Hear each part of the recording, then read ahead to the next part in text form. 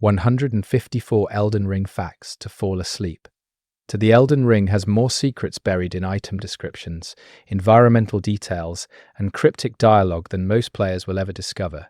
And this video exists to uncover every fascinating fragment of lore from software hid in the lands between. When I was putting this together, I made a deliberate choice to avoid the obvious boss explanations you have seen 100 times, and instead focused on the smaller stories, the items you walked past, the NPCs you might have missed, and the environmental clues that reveal how this world actually functions.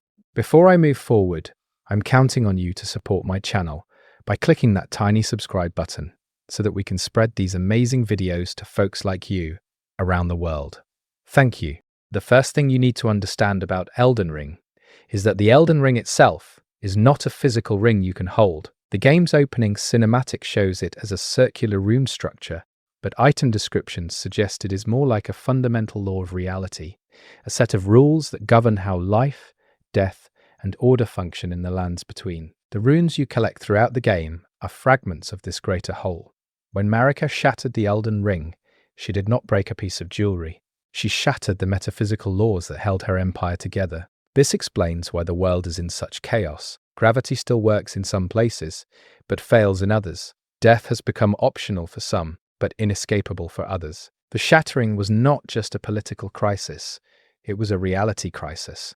Marika's motivations for shattering the ring remain one of the game's deepest mysteries, but there are clues scattered throughout. The item description for the Mending Rune of the Death Prince mentions that Marika removed the Rune of Death from the Elden Ring and gave it to Malekith for safekeeping. This suggests Marika was already manipulating the fundamental laws of the world long before the shattering.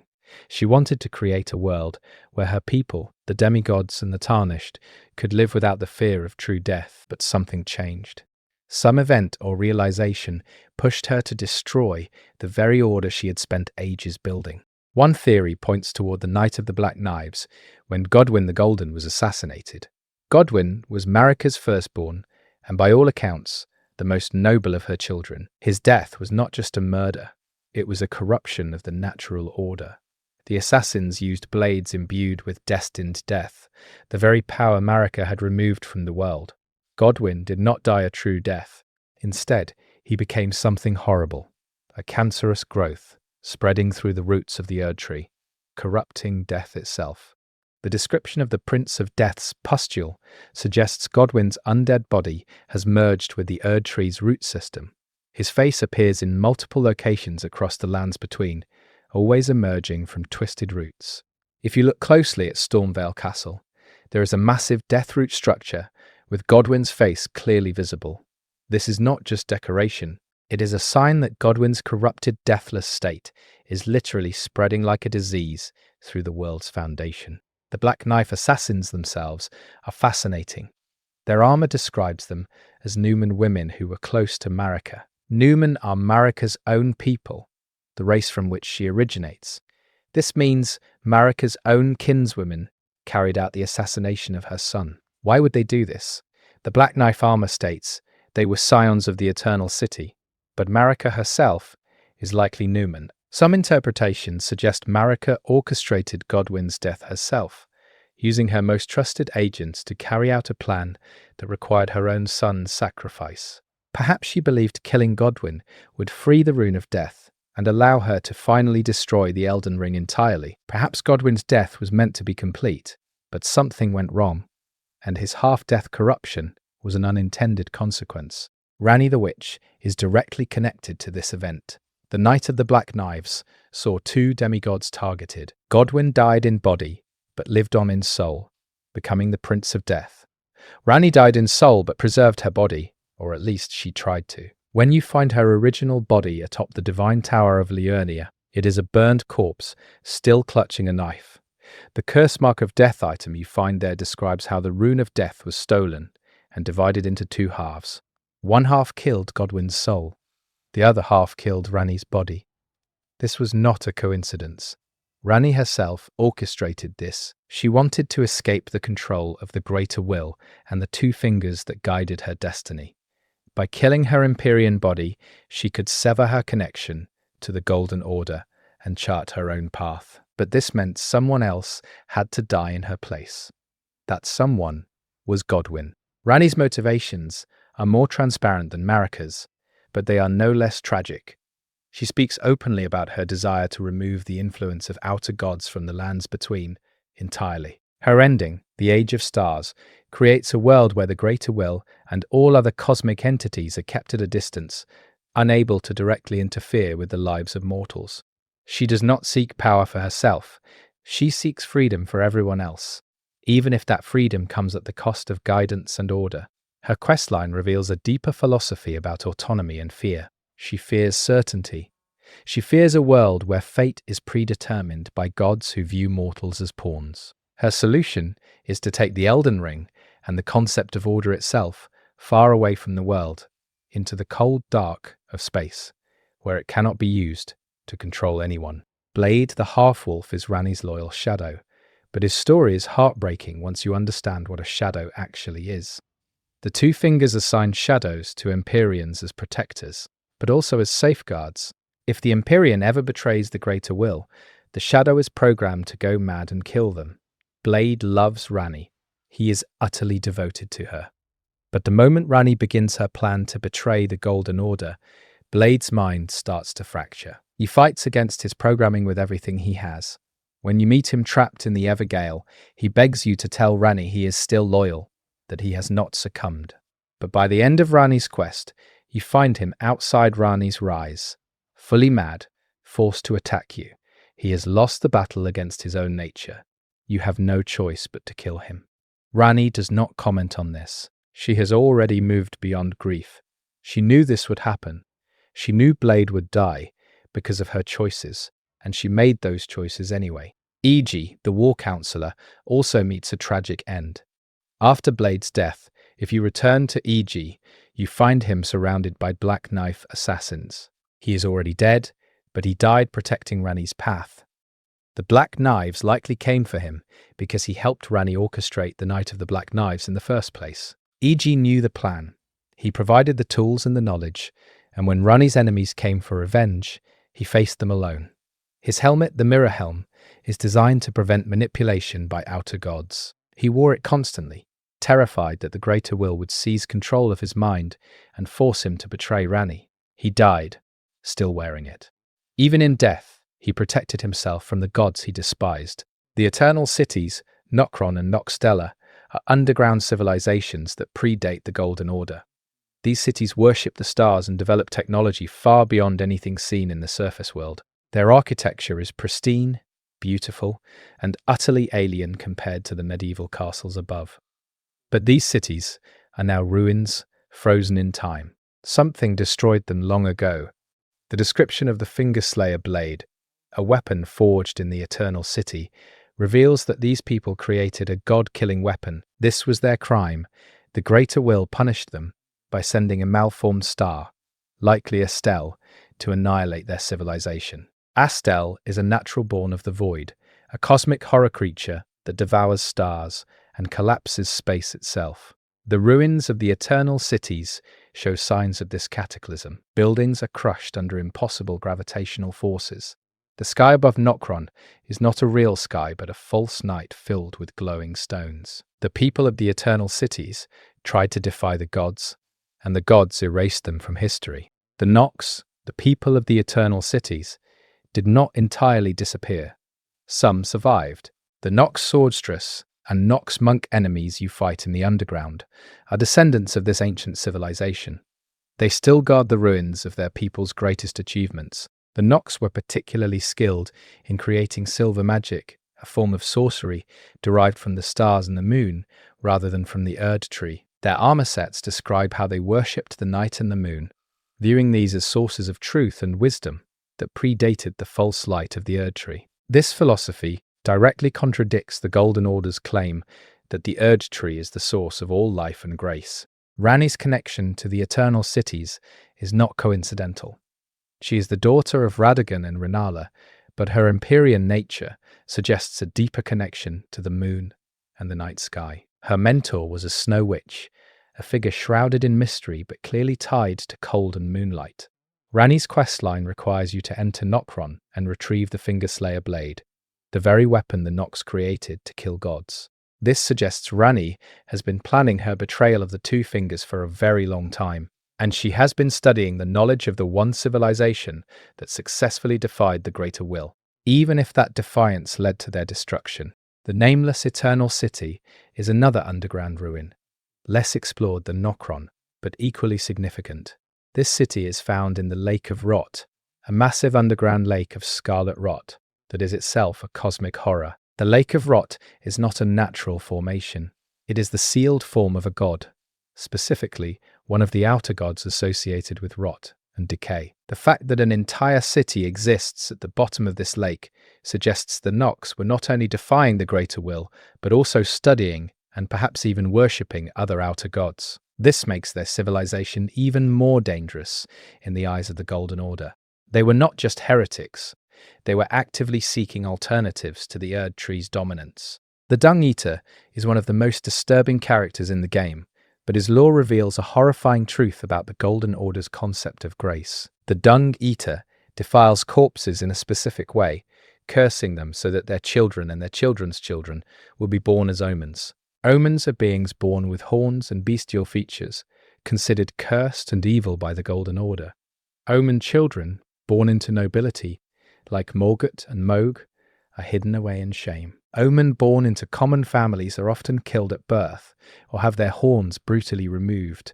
The Dung Eater's goal is not random cruelty. He wants to curse every soul in the lands between, so that everyone is born as omens, so that the Golden Order's concept of a blessed bloodline becomes meaningless. His ending, the Blessing of Despair, creates a world where everyone is equally cursed, where grace is replaced by universal suffering. It is an ending born from spite, but also from a twisted sense of equality. If everyone is cursed, then no one is. The Omen themselves are fascinating from a lore perspective.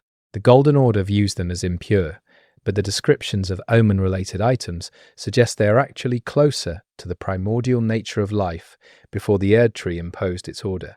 Omen horns grow chaotically, without pattern, reflecting a kind of vitality that the Golden Order cannot control or categorize. The Crucible Knights, ancient warriors who served the Erd Tree in its earliest days, have powers that resemble Omen traits. They can grow horns, tails, and breathfire. The Crucible is described as the primordial form of the Erd Tree, a chaotic mixing of all life before it was refined and ordered. This suggests that omens are not mutations or curses, but throwbacks to an earlier, more primal form of life. The Golden Order's persecution of omens is not about purity, it is about control. Omens represent a form of life that existed before Marika's rule, and their existence is a reminder that the Golden Order is not eternal or natural, it is imposed. Morgott, the Omen King, is a tragic figure precisely because of this. He was born to Queen Marika herself, a child of the goddess who rules the lands between, and yet he was considered so shameful that he was locked beneath the capital in the subterranean shunning grounds. He grew up in the dark, surrounded by filth and madness, and yet he remained loyal to the Golden Order. He did not rebel, he did not curse his mother. Instead, he became the last defender of Leyndell. When all the other demigods abandoned the capital to pursue their own ambitions, Morgott stayed. He took the name Margit and disguised himself to turn away Tarnished, who sought the Elden Ring. His final boss fight is not about power or glory, it is about desperation. He is defending a capital that has already fallen, a queen who has vanished, and an order that despises him. His dying words are not angry, they are heartbroken. He calls out to Marika, asking why she does not answer, asking what he did wrong. He never realizes that the Golden Order he died defending views him as a mistake. Moog, Morgott's twin brother, chose a different path. Where Morgott accepted his place and sought validation from the order that rejected him, Moog embraced his cursed nature and sought power from a different source. He made contact with an outer god, the Formless Mother, a deity associated with blood and wounds. The Formless Mother granted Moog power in exchange for worship, and Moog built an entire palace in her honor deep underground. His dynasty, the Mohgwyn dynasty, is a mockery of the Golden Order. Where the Erd Tree demands purity and grace, Moog's palace is soaked in blood. His followers are blood cultists who pierce their own flesh in rituals. Mog himself is a grotesque figure, covered in blood, his omen horns fully grown and unashamed. But Mog's ultimate plan is even more disturbing. He kidnapped Miquella, the Empyrean child of Marika and Radagon, and imprisoned him in a cocoon. Miquella is described as the most fearsome Empyrean of all, not because of martial strength, but because of his ability to compel affection. He is eternally young, cursed to never grow up, but his mind is ancient and brilliant. Mog's plan was to use Miquella to ascend to godhood himself, to become Miquella's consort and rule a new age. The blood dripping onto Miquella's cocoon was part of a ritual, an attempt to force Miquella to grow into adulthood and ascend. The game does not show whether this ritual succeeded, but the fact that Miquella's arm is hanging limp from the cocoon suggests something went very wrong. Miquella's lore is extensive despite his absence from the game. He is the twin of Malenia, and the two share a unique bond. Miquella is cursed with eternal childhood. Malenia is cursed with scarlet rot, a plague that slowly devours her body. Miquella spent ages researching ways to cure his sister. He created the unalloyed gold, a material that resists the influence of outer gods, and forged it into a needle that could halt the rot's progression. This needle, the unalloyed gold needle, is one of the most powerful items in the game. It can suppress the influence of outer gods, allowing Malenia to maintain control over the rot within her. But it is only a temporary solution. The rot is patient. It waits. Miquella also created the Halig tree, a massive tree grown as an alternative to the Erd tree. The Halig tree was meant to be a haven for those rejected by the Golden Order. Miquella welcomed omens, Albinorics, and misbegotten, all the creatures the Golden Order deemed impure. His goal was to create a world of true compassion where no one was turned away. But the Halig tree is dying. When you reach it in the game, it is rotting from within, infected by the scarlet rot that Malenia brought with her. Miquella himself is gone, taken by Mog before the tree could reach maturity. The Halig tree stands as a monument to a dream that failed. The refugees who sought shelter there are now stranded in the dying tree, surrounded by rot, with no god to protect them. Malenia, Blade of Miquella, is one of the most challenging bosses in the game, but her fight is also deeply sad. She is waiting for Miquella to return. She does not know he has been kidnapped. She does not know the Halig tree is dying. She remains at the base of the tree, fighting off anyone who approaches, believing she is protecting her brother's dream. Her title is not Malenia the Goddess or Malenia the Conqueror. It is Malenia, Blade of Miquella. Her entire identity is defined by her service to him. She has never known defeat, not truly. Her fight with Radahn ended in a stalemate that destroyed an entire region, but she considers it a victory because she survived. Her pride is not arrogance. It is the only thing holding her together. If she admits defeat, if she admits that Miquella is gone and the Halig tree has failed, she has nothing left. The Scarlet Rot itself is another outer god, or at least the manifestation of one. The Lake of Rot, deep underground, is described as the sealed god of rot, suggesting that the rot is not a disease, but a conscious entity sealed away by some ancient power. The kindred of rot, the insect creatures that serve the rot, worship it as a deity. The description of the scorpion stinger suggests that the rot has existed since ancient times, long before the Erd tree. It is patient, it spreads slowly. It waits for the Erd tree's power to weaken, and then it surges. Malenia's bloom, the moment in her boss fight where she transforms into the goddess of rot, is not her gaining power. It is her losing control. The rot inside her finally breaks through the unalloyed gold needle and consumes her entirely. She becomes a puppet of the rot god, no longer herself. The tragedy is that she views this as her ascension, as her becoming worthy of Miquella's love. She does not realize she has been devoured. Radahn, the Star Scourge, holds back the stars themselves. This is not a metaphor. The game's cosmology reveals that stars are living beings, or at least entities with will and purpose. Falling stars are how outer gods and powerful beings enter the world. By holding back the stars, Radahn is preventing fate itself from progressing. Several characters' destinies are tied to the stars. Ranni's fate, in particular, is frozen because Radahn has halted the movement of the cosmos.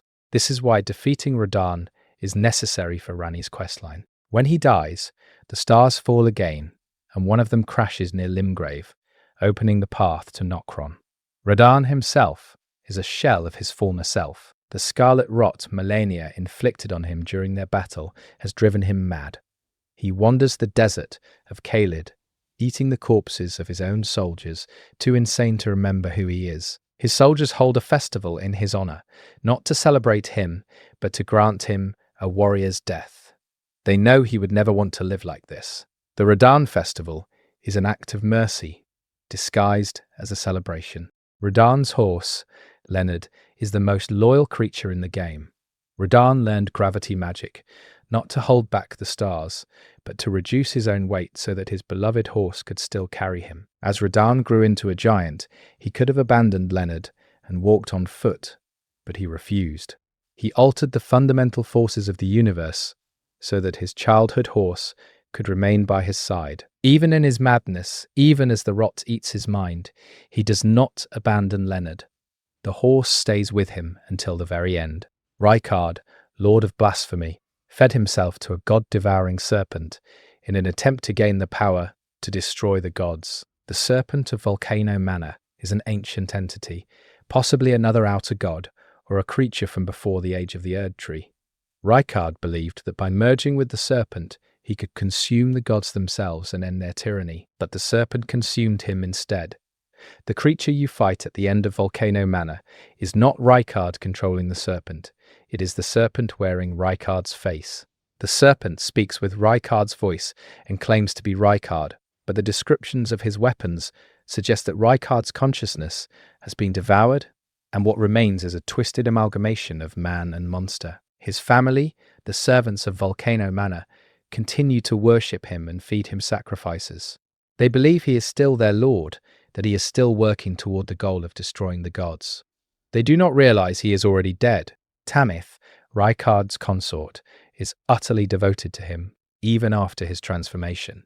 After you kill Rykard, if you return to Volcano Manor, you find Tanith in the boss arena, eating Rykard's remains. She is consuming the serpent's flesh, piece by piece. If you attack her, her knight, Crucible Knight Ordovis, appears to defend her. She does not speak. She does not explain. She simply continues eating, trying to preserve some part of Rykard within herself. It is one of the most disturbing optional scenes in the game. Patches appears in Elden Ring, as he does in every From Software game, but his role here is tied to Tanith. He is a scout for Volcano Manor, luring Tarnished into traps so they can be fed to Rykard. But Patches is a survivor. He does not believe in causes or gods. When Rykard is killed, Patches immediately leaves. He does not mourn. He does not seek revenge. He moves on. This is what makes him Patches. He has survived every From Software game by having no loyalty to anyone but himself. Renala, Queen of the Full Moon, is the most tragic demigod in the game despite not being involved in the shattering at all. She is the former queen of the Carrion royal family, a master sorcerer who commanded the moon itself. She married Radagon, and together they had 3 children, Ranni, Radahn, and Rykard, but Radagon left her. He was called back to Leyndell to become Marika's consort, and he obeyed without hesitation. Renala never recovered. When you find her in the Academy of Raya Lucaria, she is cradling a great rune, whispering to it, rocking it like a baby. She is surrounded by child students who sing to her, trying to comfort her. The boss fight is not against Renala herself. It is against an illusion created by Ranni to protect her mother. The real Renala does not even notice you. She is lost in grief, cradling the amber egg Radagon gave her, the only thing she has left of him. The amber egg is revealed to be a tool of rebirth, allowing Renala to reshape living beings. This power is what the Academy sought to control. But Renala only uses it to try to bring back the children she lost. The crawling students surrounding her are her failed experiments, beings she tried to birth using the egg's power. They are malformed, pitiable, and utterly devoted to her. They sing to her constantly. They do not attack you, they only weep. Radagon's relationship with Marika is one of the game's central mysteries. The game eventually reveals that Radagon is Marika. They are the same being, 2 personalities in one body. The statue in Leyndell, when struck, transforms from Marika into Radagon. The description of the Marika's sourceal and Radagon's sourceal confirms they are two halves of a single god. This raises enormous questions. When Radagon married Renala, was Marika aware? When Radagon returned to Leyndell and married Marika, was he marrying himself? The game does not provide clear answers, but the implications are deeply unsettling. The children of Radagon and Marika, Melimia and Mikella, are Empyreans, beings capable of becoming gods, but they are also the children of a single being, born from a union that should not be possible. Their curses, eternal youth and scarlet rot, may be the result of this paradox. The Elden Beast is the living embodiment of the Elden Ring, a creature sent by the greater will to serve as the vessel of order. It resides within the Erd Tree, and when you kill Radagon, the Elden Beast emerges from his body. This confirms that Radagon, and by extension Marika, has been a puppet of the greater will all along. The Elden Beast's design is alien and beautiful, a creature of light and gold that swims through the air. It attacks with holy magic and cosmic power, but it is also desperate. It is the last guardian of an order that is already broken. When you kill it, you are not just defeating a boss, you are ending the reign of the greater will in the lands between. The greater will itself is never directly seen or heard in the game. It communicates only through the two fingers, ancient beings that interpret its will, but the two fingers are slow, taking ages to commune with the greater will. When you burn the Erd Tree and the two fingers enter communion to ask the greater will for guidance, Enya tells you it will take thousands of years for a response. This suggests the greater will is not an active, interventionist god. It is distant, perhaps indifferent. The Golden Order may have been built on a misunderstanding, a religion created around a god that does not care. The frenzied flame is an outer god of chaos and madness.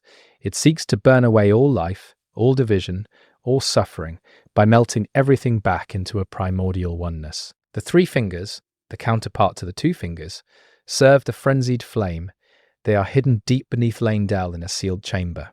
To reach them, you must strip naked and open a sealed door, allowing the flame to burn away your flesh. The frenzied flame ending is the most destructive ending in the game. It burns the Erd Tree and the entire world, reducing everything to a swirling chaos of yellow flame. It is an ending of total annihilation, but also of total peace, because nothing remains to suffer. Vike, the Tarnished who came closest to becoming Elden Lord before you, was consumed by the frenzied flame. His armor describes how he entered the sealed chamber beneath Leyndell to save his maiden from being sacrificed. Becoming Elden Lord requires burning a maiden as kindling to ignite the Erd Tree. Vike could not bear to sacrifice the maiden he loved, so he sought an alternative. The frenzied flame offered him power without sacrifice, and he accepted. But the flame drove him mad. He became the most dangerous invader in the game, a reflection of what you could become if you choose the wrong path. Shabriri is a character tied to the frenzied flame, or rather, a name tied to it. Shabriri was an ancient figure who spread false rumors and caused chaos. The frenzied flame uses his name as a title. When you meet Yura, late in the game, his body has been possessed by Shabriri. Yura is dead, and Shabriri wears his corpse like a suit, trying to convince you to accept the frenzied flame. He speaks in a friendly, reasonable tone, but everything he says is a lie. He tells you that becoming the Lord of Frenzied Flame will save Melina, but it will not. It will only destroy everything. Melina herself is one of the most mysterious characters in the game. She is a maiden without a body, or at least without her original body. She tells you she was born at the foot of the Erd Tree and given a purpose by her mother. The game strongly suggests her mother is Marika. Melina's role is to guide you and ultimately sacrifice herself to burn the Erd Tree. She accepts this. She sees it as her purpose. But if you take the frenzied flame, she is freed from this fate. She survives, but she vows to kill you. Her final scene, if you choose the frenzied flame ending, shows her with one eye open, the eye glowing with a purple flame. This suggests she has been chosen by some other power, possibly another outer god, to stop you. The DLC may explore this further, but for now it remains a haunting, unanswered question. The Tarnished, the player character, are people who were banished from the lands between long ago. Marika stripped them of grace, the golden light that marks those chosen by the Erd Tree, and exiled them. The opening cinematic shows Tarnished, living in distant lands, dying and being buried. But then the grace returned. The golden light appeared in their eyes again, calling them back to the lands between. Marika orchestrated this. Before she shattered the Elden Ring, she sent a message calling the Tarnished back to fight for the throne.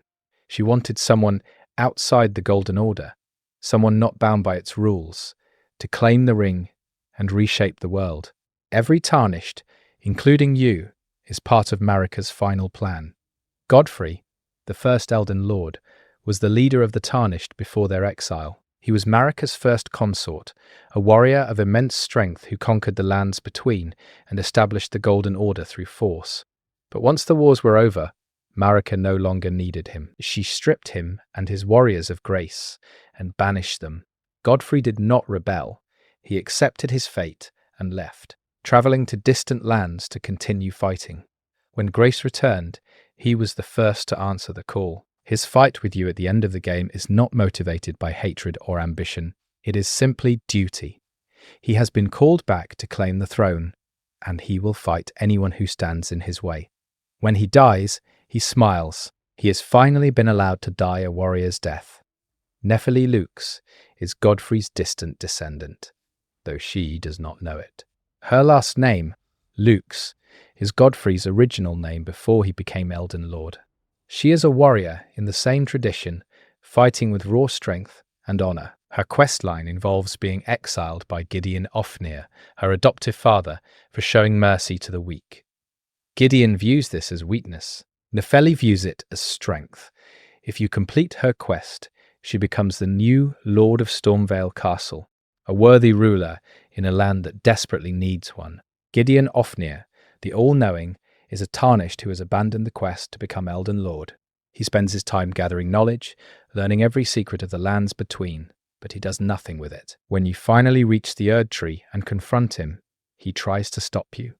He tells you that Marika wishes for the Tarnished to struggle for eternity, that becoming Elden Lord is a trap. He has learned too much and lost faith in the entire quest.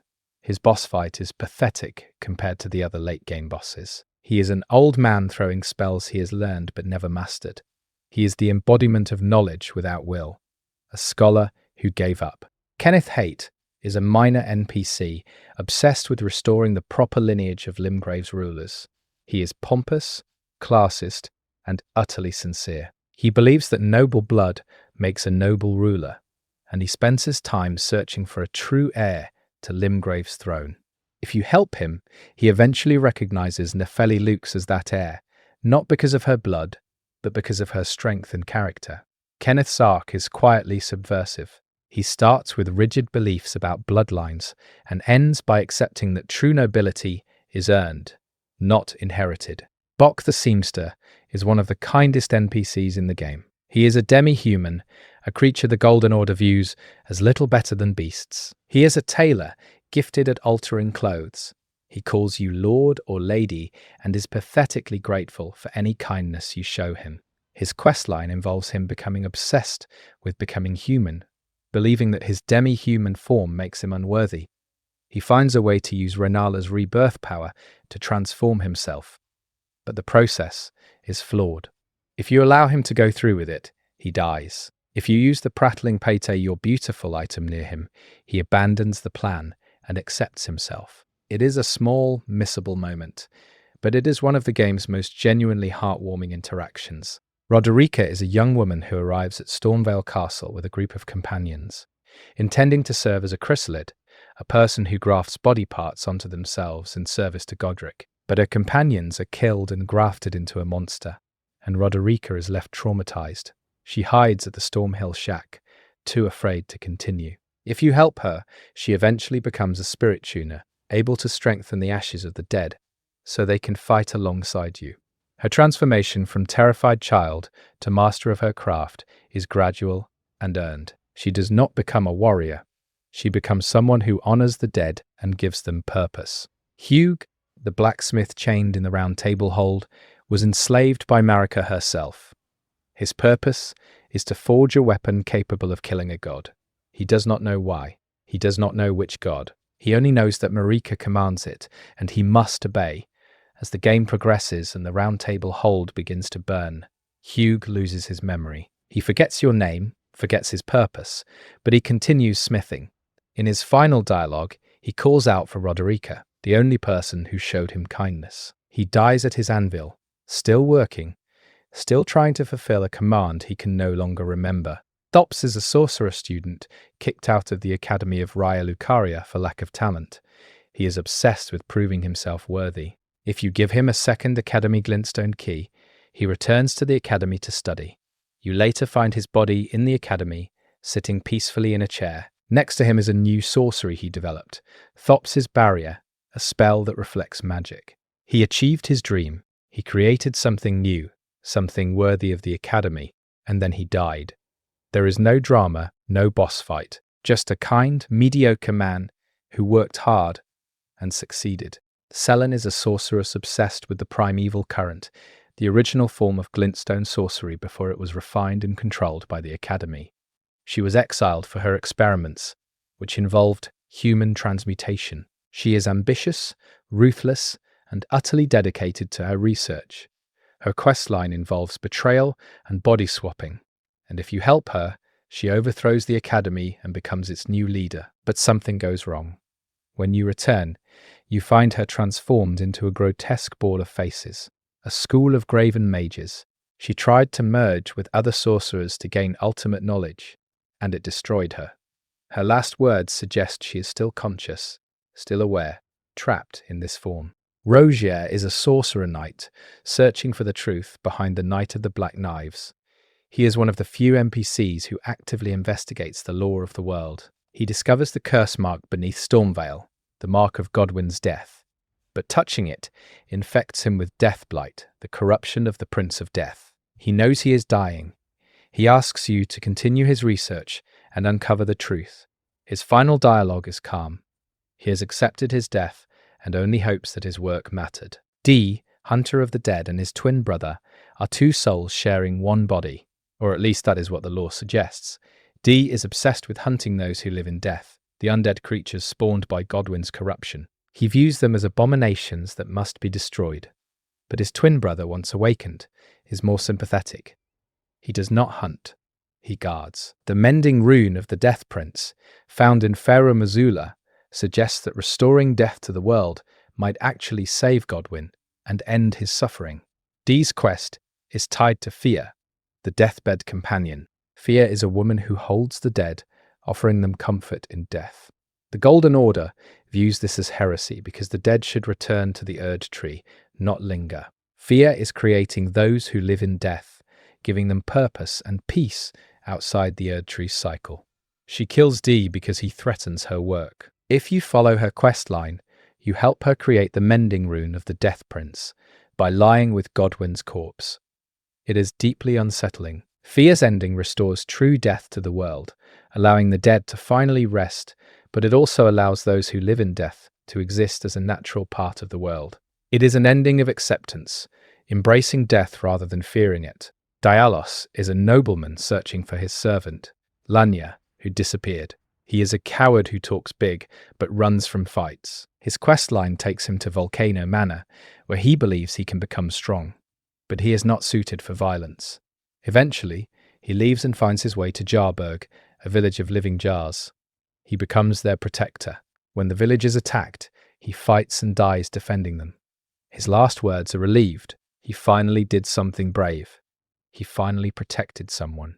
It is a small redemption, but it is real. Jarburg is a village of sentient jars, creatures made from ceramic and filled with the remains of dead warriors. The jars are gentle and kind, viewing themselves as vessels that carry the dreams of the dead forward. Dialos' sacrifice protects them, and they honor him by creating a new jar, one that contains his remains. Alexander, the Iron Fist, is a warrior jar who dreams of becoming the strongest jar in the world. His questline is one of the most earnest and straightforward in the game. He wants to fight strong opponents and grow stronger. He gets stuck in the ground multiple times, and you help him out. His final fight is in Farum Azula, where he asks you to give him a warrior's death. When he dies, he thanks you and asks you to carry his remains forward. His warrior jar shard is a talisman that boosts attack power. Even in death, Alexander helps you grow stronger. Millicent is a young woman infected with scarlet rot. She is searching for her purpose and her identity. Her questline reveals that she is one of Melinia's daughters, or at least a fragment of Melinia given life. Millicent is kind, brave, and determined to prove she is more than just a piece of the goddess of rot. Her journey takes her across the lands between, culminating in the Halig tree. There, she removes the unalloyed gold needle that has kept the rot at bay, choosing to die as herself rather than live as a puppet of the rot. Her death is quiet and peaceful. She thanks you for allowing her to find her dignity. Gowry is an old man who claims to be Millicent's adoptive father. He is obsessed with the scarlet rot and views Millicent as a vessel for the rot god's will. He manipulates her entire journey, hoping she will bloom into a new goddess of rot. If you help Millicent reject this fate, Gowry is furious. He reveals himself as a kindred of rot, a servant of the rot god. His care for Millicent was never real. She was always just a tool to him. Latenna is an albinoric archer who has lost her mobility. Albinorics are artificial life forms created in the Eternal Cities. The first generation, like Latenna, have human torsos, but frog-like legs that eventually stop working. The second generation, like the silver-skinned humanoids you fight, are considered more advanced, but are treated as disposable soldiers. Latenna's questline involves taking her to the Halig tree to see the great spirit wolf, the guardian of her people. She rides a wolf, finally able to move freely again, and vows to serve Miquella's dream. She does not know the Halig tree is dying. She does not know Miquella is gone. But she has found peace. Albus, an old Albinoric, hides half of the Halig tree medallion. He has been beaten and left for dead. When you find him, he entrusts the medallion to you, begging you to take it to Latenna. He dies knowing he has completed his mission. The Albinorics suffer immense persecution.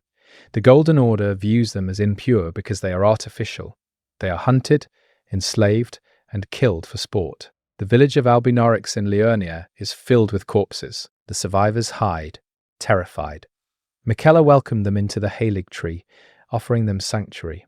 It was the first time anyone treated them as people. Pidia is a servant of the Carian royal family, but also a spy and a puppet master. He controls several Albinorics using magic strings, forcing them to fight for him. If you attack him, his puppets turn on him and kill him. It is implied that Celavis taught him this magic, and both are equally vile. Pidia's death is pathetic and deserved. Celavis is a sorcerer obsessed with creating puppets from living people. He drugs people with a potion, turning them into mindless slaves. His questline involves trying to turn Nefelio Rani into puppets. If you give the potion to Gideon, he recognizes it and becomes enraged, calling Seluvis a depraved lunatic. If you follow Seluvis's quest too far, Rani kills him. His body is found slumped over in his tower, lifeless. Even Rani, who is ruthless in pursuit of her goals, found Seluvis unacceptable. Raya, also known as Sorayas, is a scout for Volcano Manor. She is kind and polite, and she believes deeply in the cause of the manor. But she is also a snake, literally. She is one of the serpent-human hybrids born in Volcano Manor. Her questline involves discovering the truth about her origins, that she is not human, that she was born from the serpent experiments conducted by Rykard's followers. She is devastated. She asks you to kill her.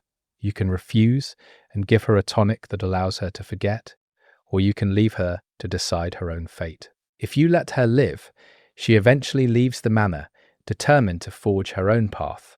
It is one of the few quests where the NPC survives and finds peace. Tanith's knight, the Crucible Knight who guards her, is completely loyal. He does not care about Rykard's goals or the manor's ideology. He only cares about protecting Tanith. When you kill Rykard, he does not attack you. He only appears if you threaten Tanith. He is loyalty given form, without question or hesitation. Bernal is a veteran Tarnished and a member of Volcano Manor. He has already tried and failed to become Elden Lord. He tells you that he saw the truth at the base of the Erd Tree, that becoming Elden Lord is a trap, that the Two Fingers will use you and discard you. He advocates for burning it all down. His invasion in Farum Azula is one of the hardest NPC fights in the game. He wields two colossal weapons and uses the Blasphemous Claw, a weapon designed to parry the attacks of gods. He is the mirror of what you could become if you lost faith. The Blasphemous Claw itself is a fascinating item. It was created by Rykard to kill Malekith, the bearer of destined death. The claw can parry Malekith's attacks, redirecting his power. This suggests Rykard was planning a direct assault on the gods, that his blasphemy was not just philosophy but active rebellion. Malekith, the Black Blade, is Marika's shadow, her eternal protector. He is a beast, a wolf-like creature of immense power. Marika entrusted him with the Rune of Death, and he guards it with his life. But he failed once. During the Night of the Black Knives, someone stole a fragment of death and used it to kill Godwyn. Malekith has never forgiven himself. His fight is driven by desperation. He cannot allow anyone to claim destined death again. He cannot fail Marika twice. His second phase reveals his true name, Malekith, and his attacks become frantic, wild. He is a broken guardian protecting a queen who is gone. Geraint, beast clergyman, is Malekith in disguise. He hides in the bestial sanctum in Caelid, consuming Deathroot to suppress the spread of destined death. The Deathroot is the physical manifestation of Godwyn's corruption, spreading through the world's roots. By consuming it, Geraint is trying to contain the damage caused by his failure. If you give him too much Deathroot, he goes berserk, attacking you. He is losing control, the death he has consumed poisoning his mind. When you finally meet him as Malekith in Farum Azula, he does not recognize you. Or perhaps he does, and he simply has no choice but to fight. Farum Azula is a crumbling city floating in the sky, frozen in time. It is the ancient seat of the Dragon Lord Placidusax, who ruled before the age of the Erd Tree. The city exists outside of normal time, which is why traveling there involves being teleported by the tornado at the Four Belfries or by Melina at the Forge of the Giants. The architecture is ancient, draconic, with massive stone pillars and crumbling bridges. The sky above is perpetually storming. Farum Azula is collapsing, but it collapses slowly, locked in a moment of destruction that has lasted for ages. Placidusax, the Dragon Lord, is an optional boss hidden in Farum Azula. He has multiple heads missing, torn away in some ancient battle. His attacks manipulate time itself, teleporting and rewinding. He is waiting for his god to return, a god that abandoned him long ago. The description of Placidusax's remembrance suggests he was once the Elden Lord of a previous age, before the Erd Tree, before the Greater Will. His god was one of the outer gods that no longer has power in the lands between. He waits alone, guarding a city that no longer matters. The Beastmen of Farum Azula are the ancient servants of the dragons. They wield weapons imbued with red lightning, the power of the ancient dragons. They are not mindless beasts. They maintain the city, guard its secrets, and fight with discipline. But their civilization is dead.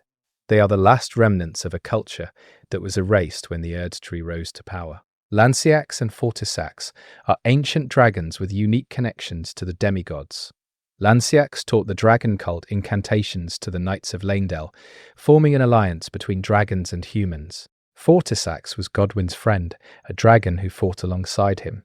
When Godwyn was corrupted by Deathblight, Fortisax entered his dream and has been fighting the corruption from within ever since. The Lich Dragon Fortisax boss fight takes place inside Godwyn's dying dream. Fortisax has been battling the death corruption for ages, trying to save his friend, but he is losing. His body is skeletal, his wings torn, and his lightning has turned black with rot. He fights you, not out of malice, but because he mistakes you for another manifestation of the death he has been battling. He dies still trying to protect Godwyn, unaware that Godwyn is already gone. Godwyn's corpse is enormous, sprawling through the roots of the Erd Tree. His face appears in multiple locations, always surrounded by Deathroot. He has become a cancer on the world, his undeath spreading like a disease. The game does not offer a way to truly cure him. The mending rune of the Death Prince suggests restoring the rune of death to the Elden Ring might grant him peace, but it is unclear. Godwyn's tragedy is that he was beloved, the only demigod described as genuinely good, and his death was the catalyst for everything that followed. The Dragon Communion is a practice where warriors consume dragon hearts to gain their power. The Dragon Communion churches scattered across the lands between offer incantations in exchange for these hearts. But the practice is dangerous. The description of the dragon scale blade warns that those who consume too many dragon hearts begin to transform into drakes themselves, losing their humanity. This is why the banished knights in Faramazula have dragon-like features. They consumed too much dragon power and became something else. The twin bird kite shield describes the twin bird, a creature associated with death and the spirit world. The death birds you fight at night are servants of this entity. They descend after dark, hunting spirits and feeding on death. The death birds are ancient, predating the Erd tree. Their incantations use ghost flame, a black fire that burns spirits rather than flesh. The ghost flame is cold and haunting, a reminder that death existed long before the Golden Order tried to suppress it. The fell-omened creatures, enemies covered in flame and wielding cleavers, are tied to the omen curse. Their attacks inflict the flame of the fell god, a fire associated with the giants. This suggests that the omen curse is not just about chaotic vitality, but also about the suppressed powers of beings the Golden Order conquered. Omens are throwbacks to multiple pre-Erd tree civilizations, their bodies manifesting traits that the Golden Order tried to erase. The fire giants are the last remnants of a race that once thrived in the mountaintops of the giants. They worshipped a fire god, the fell god, who was imprisoned in their bodies. Queen Marika waged war against the giants and slaughtered them nearly to extinction. The last fire giant is chained to the forge of the giants, forced to guard the flame that could burn the Erd tree. He does not want to fight you. His face shows sadness and resignation. But he has no choice. He is the last of his kind, and he must defend the flame until the end. When you defeat him, he does not rage. He simply dies, and with him, the fire giants are extinct. The flame of ruin is the power of the fell god, sealed away because it is the one force capable of burning the Erd tree. Marika tried to erase it entirely, but the flame is primal, tied to the nature of the world itself. The incantations of the Flame of Ruin describe how the fire giants were branded as traitors by the Golden Order, but from the giants' perspective, it was the Erd tree that invaded. The war was not about good versus evil. It was about one civilization destroying another to seize power.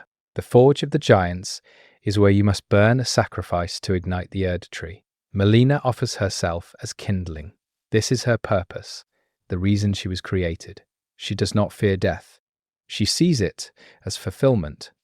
But if you spare her by accepting the frenzied flame, she survives and vows to kill you. Her gratitude for being spared is eclipsed by her horror at what you have become. The Kindling Maiden is a concept tied to the law of the fingers and the path to becoming Elden Lord.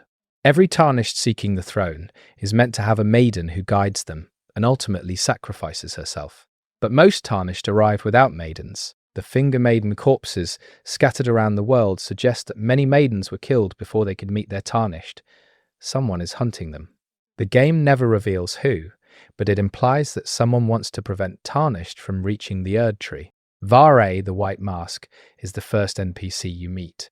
He mocks you for being maidenless and invites you to join Mohg's blood cult. His questline involves performing blood rituals and invading other players. He is cheerful and polite while promoting the most grotesque practices. If you kill him, he drops the bouquet, a weapon that is literally a bunch of flowers used as a flail. It is absurd and disturbing. Var is a true believer in Mohg's dynasty, and his loyalty is absolute. Ensher is an NPC in the Round Table Hold who never speaks. He is a living skeleton wrapped in armor, silent and still. He serves Gideon Ofnir as a spy and assassin. When you find the Halig Tree Medallion, Ensher invades your world, trying to kill you and steal it. If you defeat him, he never returns. Gideon dismisses his death casually, suggesting Ensher acted on his own. But Ensher's silence means we never learn his true motivations or what he was. Korhin is a scholar of the Golden Order, utterly devoted to its teachings. He believes the Order is perfect and seeks to understand it completely. His questline involves traveling with Goldmask, a wise man who has achieved enlightenment. But Korhin's faith is shaken when Goldmask reveals that the Golden Order is flawed. that Marika and Radigan's union is a paradox that undermines the entire philosophy. Korhind cannot accept this. He abandons Goldmask, choosing faith over truth. Goldmask continues alone and eventually creates the mending rune of perfect order, a rune that attempts to fix the flaws in the Golden Order. But Goldmask dies shortly after, his body found kneeling in prayer. Korhind finds him and mourns, but he never fully understands what Goldmask discovered. The mending rune of perfect order is Goldmask's attempt to create a version of the Golden Order that is logical, consistent, and free from the whims of gods. It removes the influence of outer gods and makes the order self-sustaining. It is the most intellectually rigorous ending, an attempt to create a perfect system. But it is also cold. It removes divine will and replaces it with impersonal law. The nomadic merchants are a persecuted people who wander the lands between selling goods. Their law is revealed through the nomadic merchants set and the frenzied flame seal. Long ago, the nomadic merchants were accused of heresy by the Golden Order. They were rounded up and imprisoned in the sewers beneath Leyndell, where they were left to die. In their desperation and suffering, they called out to any god who would listen, and the frenzied flame answered. The madness and chaos of the frenzied flame was born from their suffering. The flame is not an ancient evil, it is the screaming rage of innocent people who were tortured and abandoned. The subterranean shunning grounds beneath Leyndell are where the Golden Order hid its sins. Omens were thrown down here as children. Nomadic merchants were sealed in and left to starve. The Dung Eater performed his defilement rituals in these tunnels. The sewers are filled with disease, madness, and despair. The Golden Order presents itself as a beacon of light and purity, but beneath the capital, beneath the shining streets, is a pit of suffering. The shunning grounds are the shadow of the Erd Tree, the truth behind the lies. The Dung Eater's true name is never revealed. He is known only by his title, a name so reviled that even speaking it is considered obscene. His armor suggests he was once a knight of the Golden Order, but he was exiled for his crimes. He does not seek redemption. He revels in his vileness. His goal is to curse every soul so that grace itself becomes meaningless. He is the darkest reflection of the Golden Order's obsession with purity. If purity is sacred, then impurity becomes his weapon. The loathsome Dung Eater ending, the blessing of despair, creates a world where everyone is born cursed. It is an ending of spite and equality through suffering. It is the worst ending by most moral standards, but it is also a condemnation of the Golden Order's elitism. If the Order divides people into blessed and cursed, then making everyone cursed removes that division. The rolled medallion is required to access the mountaintops of the giants. It is given to you by Melina, but its origins are unclear. The medallion depicts a wolf, possibly a reference to Maliketh or to Blade. The lift of Rold is the only way to reach the northern regions, and controlling access to it was likely a strategic decision by the Golden Order. By sealing the path, they prevented anyone from reaching the Forge of the Giants and threatening the Erd Tree. The castle's soul is a fortress in the mountaintops, controlled by Commander Nile. The castle's lore suggests it was a place where soldiers who lost their purpose came to die. Commander Nile leads an army of spirits, soldiers who died but continue to serve. The atmosphere is mournful. These are not glorious warriors. They are ghosts clinging to duty because they have nothing else. The castle guards one half of the Halig Tree medallion, suggesting that whoever controlled Castle Soul was aligned with Miquella's faction. Commander Nile himself is an old soldier with prosthetic legs. He fights with two ghostly knights at his side and wields frost magic. His fight is not about glory, it is about stubborn refusal to quit. He has been forgotten by history, but he guards his post until the end. The Spirit Caller Cave contains a snail that summons the spirits of deceased warriors to fight for it. The snail itself is harmless, hiding in the background while its summons do the fighting. This encounter reveals that spirit summoning is not unique to you. It is a practice that exists in the world, used by various factions. The snails that perform this summoning are ancient, possibly tied to the sorceries of the Eternal Cities. The ancestor spirits are ancient beings worshipped by the people who lived in the underground regions before the Erd Tree. The Siofra River and Ainsel River areas contain ruins of a civilization that honored these spirits. The ancestor spirit boss fight takes place in a beautiful, haunting arena where the spirit absorbs the light of smaller spirits before fighting you. It is not hostile, it is simply protecting its territory. The fight is more melancholy than aggressive, accompanied by somber music. These spirits represent a time before the Golden Order, when life was simpler and more connected to nature. The Hallowhorn grounds are where the ancestor spirit is worshipped. The architecture is ancient stone, covered in moss and surrounded by glowing forests. The atmosphere is peaceful, almost sacred. The people who built this place are long gone, but their reverence for the spirit remains. The Clayman and Oracle envoys are strange creatures found in underground areas. Claymans are slow, bluish enemies that cast sorceries. Oracle envoys are small, round creatures that blow bubbles and dance. The envoys are described as heralds of a new age, appearing when great change is imminent. Their presence in the underground suggests they are connected to the outer gods, or to forces older than the Erd Tree. The walking mausoleums are massive, mobile structures that house the bodies of demigods who died without grace. These are soulless demigods, those who fell in the wars but were not granted return to the Erd Tree. The mausoleums wander aimlessly, carrying the corpses like monuments to forgotten failures. You can enter them and duplicate remembrances, effectively copying the souls of defeated demigods. This suggests the soulless demigods have some lingering power, a connection to the Elden Ring that persists even in death. The bell sound they make is mournful, a constant funeral dirge. The wandering nobles are common enemies dressed in fine clothes, wielding torches and pitchforks. They are not soldiers, they are aristocrats who have gone mad or desperate. The Golden Order's collapse has left them without purpose or protection. They attack you because they are terrified and have nothing left to lose. The land octopuses are a bizarre enemy type, giant octopi that somehow live on land. They spit water and lash with tentacles. There is no lore explanation for them. They simply exist, absurd and deadly. From Software included them without justification, a reminder that the lands between is a strange and unpredictable place. The rune bears are massive, hyper-aggressive bears that can kill you in seconds. They are one of the most dangerous common enemies in the game. There is no deep lore behind them. They are simply bears, but in a world where grace and runes have empowered all life, even normal animals have become apex predators. The albinoric women in the consecrated snowfield are particularly tragic. They sit in the snow, unable to move, their legs having failed them. Some of them fire arrows at you, but they do not chase. They are waiting to die, abandoned in the cold. The Halig Tree was supposed to be their sanctuary, but most never reached it.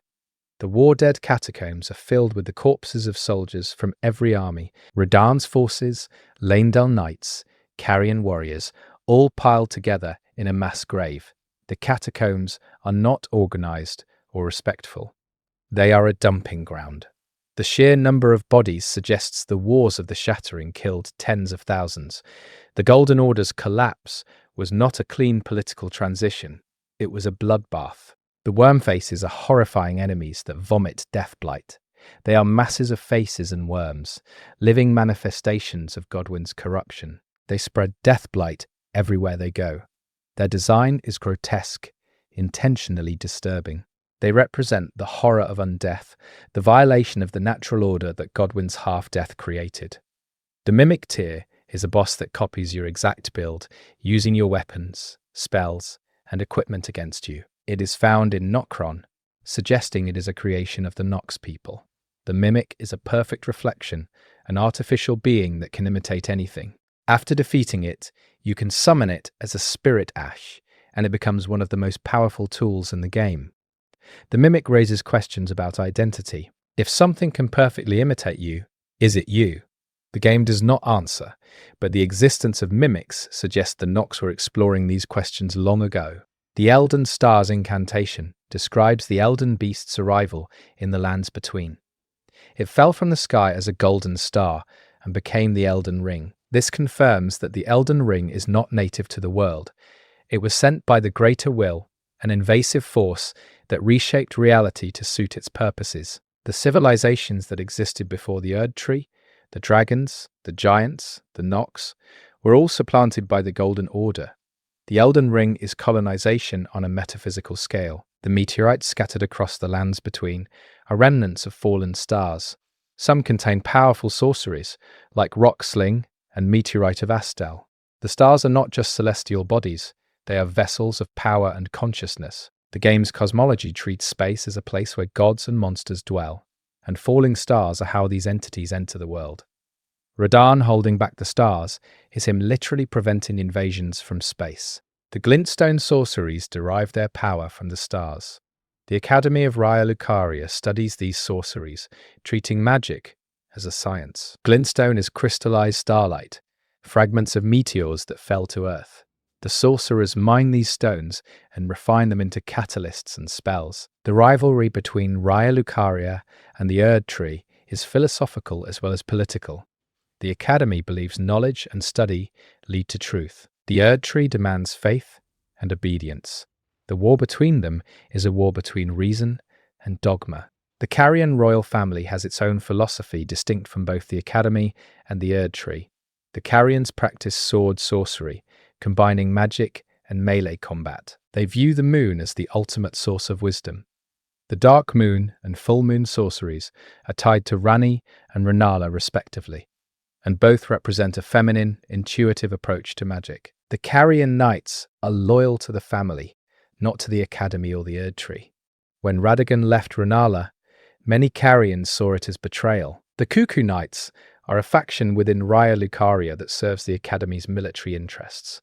They are aggressive, expansionist, and loyal to whoever controls the Academy. After Renala's defeat, the Cuckoo Knights became mercenaries, fighting for pay rather than principle. Their presence in various regions suggests they are hired by local lords to fight in the endless wars of the Shattering. The Cleanrot Knights serve Melania and are devoted to her despite being infected with scarlet rot. They follow her into battle even as the rot eats their bodies. Their armor is corroded, their flesh is decayed, but they do not falter. They are the most loyal warriors in the game, fighting for a leader who is herself doomed. Their dedication is tragic and beautiful. The Redmane Knights serve Radahn and organize the festival in his honor. They are warriors who value strength and courage above all else. Even after Radahn's mind is destroyed by rot, they refuse to abandon him. They gather the greatest warriors in the lands between to give him a proper death. The festival is not a celebration, it is a mercy killing disguised as a tournament. The Lanedale Knights are the soldiers of the capital, defenders of the Erd Tree. They are disciplined and well equipped, but they are also doomed. The capital is under siege. The Erd Tree is sealed, and their queen has vanished. They fight because they have no other choice. The Tree Sentinels, elite knights who patrol the capital's outskirts, are the last line of defense. They do not retreat, they do not surrender. They die at their posts. The exile soldiers are former Lanedale Knights who were banished for unknown crimes. They now serve as mercenaries across the lands between. Their armor is stripped of its golden decorations, marked with red cloth to indicate their shame. They are skilled but disgraced, warriors without honor or home.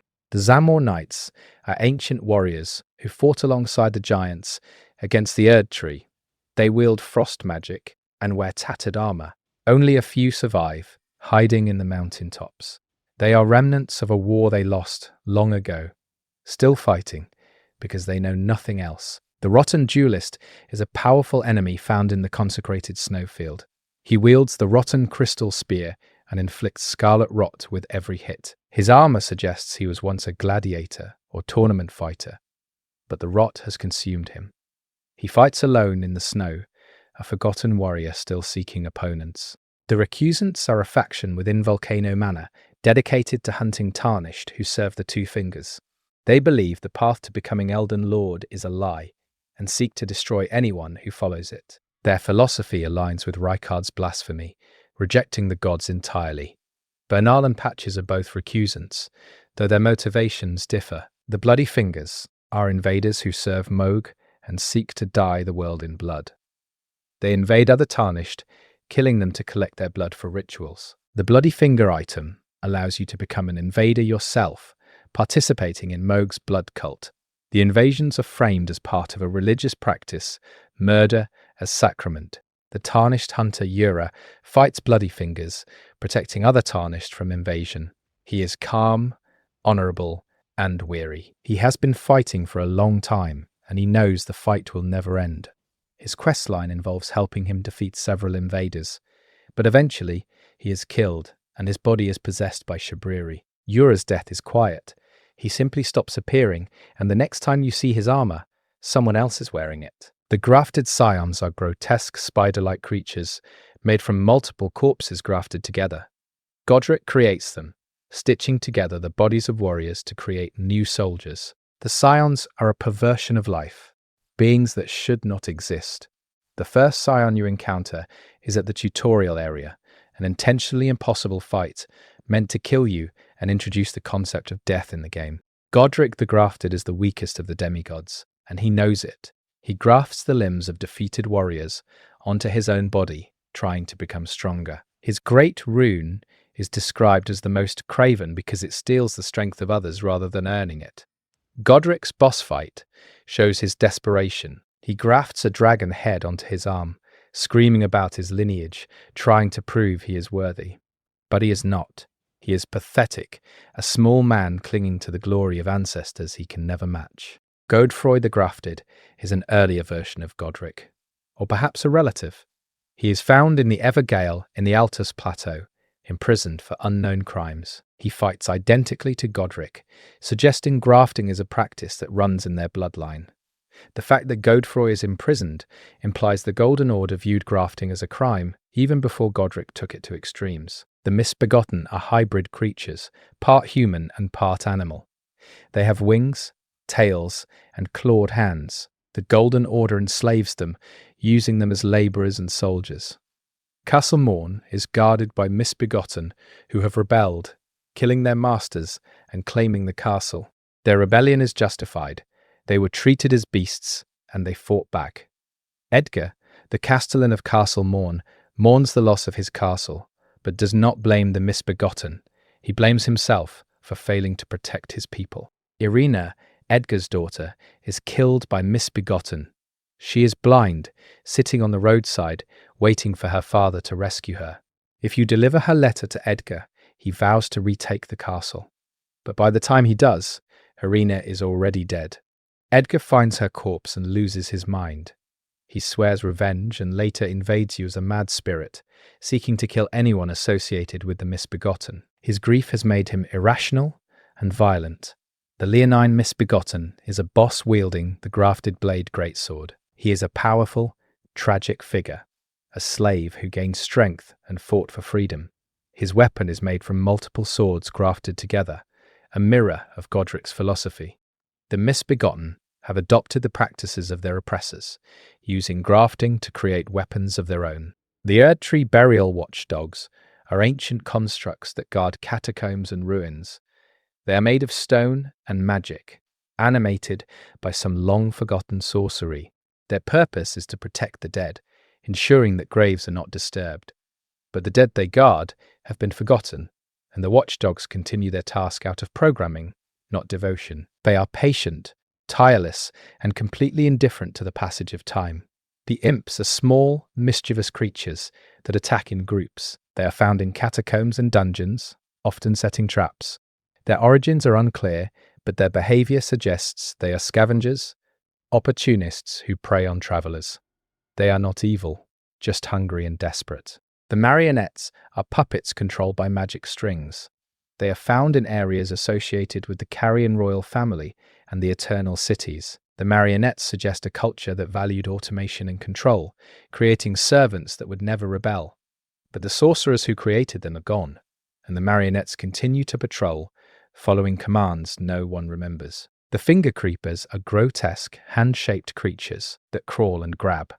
They are found on the mountain tops and in the consecrated snowfield. Their design is deeply unsettling, and their origins are never explained. They seem to be corrupted or mutated versions of something else, possibly tied to the influence of outer gods. The giant hands are even larger versions of the finger creepers, found underground. They emerge from the ground and attack with crushing grabs. The presence of hands as enemies is bizarre and symbolic. Hands represent control, manipulation, and the influence of the two fingers and three fingers. The giant hands may be physical manifestations of divine will gone wrong, gods reaching into the world and becoming monstrous. The Miranda flowers are carnivorous plants that spit pollen and poison. They are beautiful and deadly, found in areas with abundant life. The Erd tree's grace empowers all living things, and these flowers have evolved into predators. They are a reminder that nature, when given unchecked power, becomes dangerous. The rune bears in consecrated snowfield are even more aggressive than their counterparts elsewhere. The cold and isolation have made them territorial and vicious. They guard nothing in particular. They simply exist as apex predators in a frozen wasteland. The revenants are multi-armed, undead horrors that teleport and inflict madness. They are found in areas touched by death and corruption. Their design is intentionally repulsive, bodies twisted into unnatural shapes. Revenants are weak to healing magic, which suggests they are so fundamentally opposed to life that anything meant to preserve life harms them instead. The royal revenants are even more dangerous, found in the Halig tree and other sacred locations. Their presence in Miquella's tree suggests that even his sanctuary could not escape corruption. The rot Melania brought with her attracted death, and death manifested as these creatures. The basilisks are reptilian creatures that emit death-blight breath. They are harmless if you avoid their breath, but getting caught in it means instant death. They are found in underground areas, particularly near Godwyn's corpse. They are scavengers feeding on the energy of death itself. The giant crabs are exactly what they sound like. They inhabit rivers and lakes, attacking anything that enters their territory. They have no deep lore. They are simply crabs made enormous by the power saturating the lands between. Their claws can break shields and crush armor. Never underestimate a crab. The giant crayfish are similar to the crabs but shoot water projectiles. They guard the roads near Liurnia, making travel dangerous. From Software has a tradition of including inexplicably powerful crustaceans, and Elden Ring continues this proud legacy. The teardrop scarabs are small beetle-like creatures that drop items when killed. They run away when you approach, leading you on chases across fields and cliffs. Some contain valuable ashes of war or spells. They are tied to the Nokron and Nokstella areas, suggesting they are creations of the Eternal Cities, designed to carry and preserve knowledge. The wandering merchants are found throughout the world, each in a different location. They sell unique items and tell brief stories about their travels, but there is a darkness to them. The merchants who were imprisoned beneath Lanedale are the origin of the frenzied flame. The merchants you meet on the surface are the survivors, those who escaped persecution. They do not talk about it directly, but their wary behavior and the locations they choose to camp suggest they are always ready to run. The hermit merchant in Mountain Tops of the Giants sits alone in a shack, surrounded by snow. He has been there for years, waiting for travelers who rarely come. His inventory includes items for cold resistance, suggesting he helps those foolish enough to venture into the frozen north. He does not ask why you are there. He simply sells what you need and wishes you luck. The isolated merchant in Dragonbarrow sits near the entrance to a beast-infested region. He warns you not to go further, that the beasts ahead are too dangerous, but he still sells you items, knowing you will ignore his warning. Merchants in Elden Ring are passive observers, witnesses to countless Tarnished who passed through and never returned. The imprisoned merchant in Mogwyn Palace is chained to a wall, kept alive to serve Mog's followers.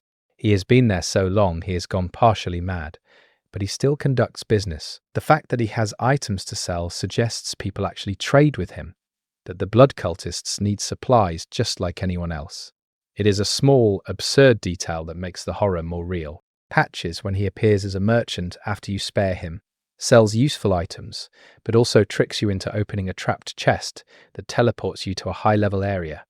This is classic Patches behavior. He helps and harms in equal measure, amusing himself at your expense. If you attack him after being teleported, he begs for mercy again. If you spare him a second time, he becomes a reliable merchant. Patches survives because he knows when to fight and when to grovel. The Blackguard, Big Boggart, is a merchant who sells boiled crab and prawns near Liurnia. He is gruff and rude, calling you names and demanding runes. But he is also one of the kindest NPCs in the game. If you buy from him regularly, he warms up to you.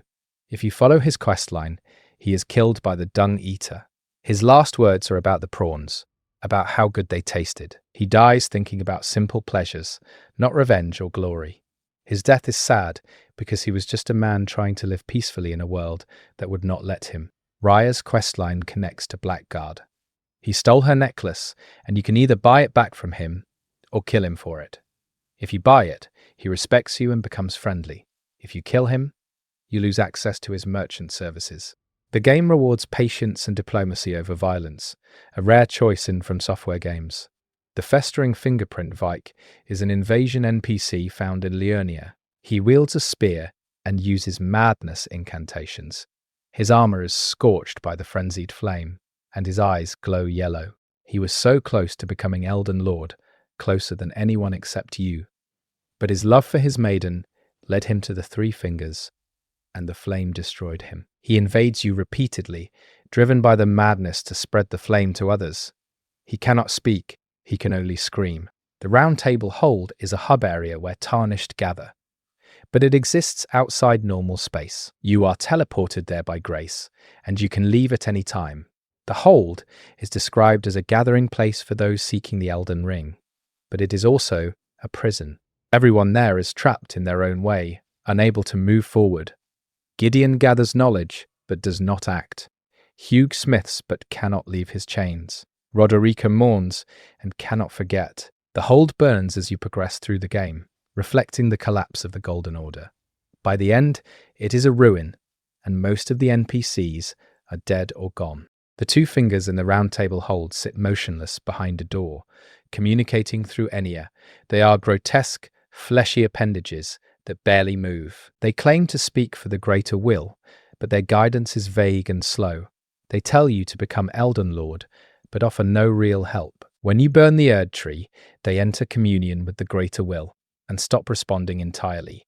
Enya admits they have no answers. The Two Fingers are not wise guides. They are middle managers for an absent god, as confused as everyone else. The Mad Tongue Alberic is an invader who appears in the Round Table Hold itself. He is a sorcerer who uses thorn magic and is utterly insane. His presence in the Hold is unexplained. The Hold is supposed to be a safe space, but Alberic violates that sanctity. His madness allows him to invade where others cannot. After you kill him, his body remains in the Hold, a permanent reminder that nowhere is truly safe. The Draconic Tree Sentinel guards the entrance to Lanedale. He is one of the most difficult early game obstacles, designed to turn away unprepared Tarnished. His armor is golden, and he wields lightning. He represents the peak of the Erd Tree's military power, but he is alone, a single guard protecting a capital that has already fallen. His dedication is admirable and futile. The Gargoyles are stone warriors that wield various weapons. They guard important locations like the Bestial Sanctum and the Siofra Aqueduct. Some fight in pairs, creating brutal tag-team encounters. The Valiant Gargoyles boss fight is one of the most frustrating in the game because both gargoyles attack simultaneously and their poison breath fills the arena. Gargoyles are ancient constructs, possibly created during the age of Farum Azula. They are not alive, just animated stone following commands programmed centuries ago. The Abductor Virgins are Iron Maiden-style constructs that grab you and kill you with internal blades. If one kills you at the bottom of Raya Lucaria, you are transported to Volcano Manor. This is an intentional mechanic, a hidden path. The Abductor Virgins are part of Rykard's infrastructure, machines designed to capture victims and bring them to the manor for sacrifice. Their design is disturbing, a fusion of feminine form and brutal mechanism. The Iron Virgins in Volcano Manor are stationary versions of the Abductors, filled with corpses. You can see bodies inside them, proof that they have been used extensively. The manor's aristocratic facade hides a torture chamber, and the Iron Virgins are its tools. The Godskin Apostles and Godskin Nobles are members of a cult that hunts and skins gods. Their armor is made from the skin of divine beings, black and textured. They wield Black Flame, a power that burns away health permanently. The Godskins are ancient, predating the Erd Tree. They serve the Gloam-Eyed Queen, a figure who once wielded destined death before Maliketh defeated her. The godskin's existence proves that gods can be killed, that they are not truly immortal. Their presence in various locations suggests they are still hunting, still searching for gods to flay. The gloam-eyed queen is mentioned only in item descriptions. She was an Empyrean chosen to wield destined death, and her apostles used black flame to kill gods. Malekith defeated her on Marika's orders, and the rune of death was sealed away. But the godskins survived, and they continue their sacred mission. The black flame incantations you find are remnants of her power, death magic that the Golden Order tried to erase. The Godslayer's greatsword is a colossal weapon once wielded by the gloam-eyed queen. Its weapon art ignites black flame. Finding this weapon proves she was real, that there was a time when killing gods was not only possible, but routine. The fact that her apostles still exist means her philosophy survived even after her defeat. The beast eye you receive from Gurranq pulses when you are near Deathroot. This is Malekith's power, his ability to sense the corruption of death spreading through the world. The eye is a gift and a leash, tying you to Gurranq's mission. Every time it pulses, you are reminded that death itself is broken, that Godwyn's corruption is spreading, and that you are complicit in feeding it to the beast who failed to protect it in the first place. The Deathroot itself is described as roots that grow from corpses infected with deathblight. They spread through the earth, connecting to the Erd tree's root system. By consuming Deathroot, Gurranq is trying to contain the infection, but it is too widespread. The roots are everywhere, and Godwyn's face appears wherever they emerge. Death has become a fungal infection, spreading through the world's foundation. The Eclipse Shotel is a weapon associated with Castle Sol and the eclipse phenomenon. Its description mentions Miquella's attempt to create an eclipse to give Godwyn a true death. The eclipse never occurred, and Godwyn remains in his half-dead state. This suggests Miquella had a plan to fix what happened to his brother, but something prevented it. Perhaps Marg's abduction of Miquella stopped the eclipse. Perhaps the eclipse required power Miquella never obtained. The game does not say, but the failed eclipse is one of the great tragedies of the lore. The golden epitaph dagger belonged to Miquella and bears an inscription lamenting Godwyn's fate. It is a small personal item that reveals Miquella's grief. Miquella cared deeply about his half-brother and spent years trying to save him. The dagger is proof that even demigods feel loss, that power and immortality do not shield you from sorrow. The Coded Sword is a weapon made of pure light, wielded by those who serve the Golden Order directly. It has no physical blade, only solidified lore. It cannot be infused or buffed because it is not truly a weapon, it is a concept given form. The Coded Sword represents the Golden Order's philosophy taken to its extreme. Reality itself is a weapon if you believe hard enough. The Inseparable Sword is wielded by Dee and his twin brother. It is described as two swords that were forged as one and then split. The brothers share a similar duality, two souls that may have once been one. The sword's existence raises questions about identity and separation. If two beings were once one, are they still the same person? The game does not answer, but Dee's story suggests the answer is complicated.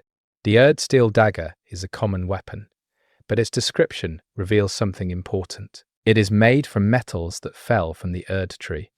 This means the Erd tree is not just a plant, it is a cosmic structure that produces physical materials.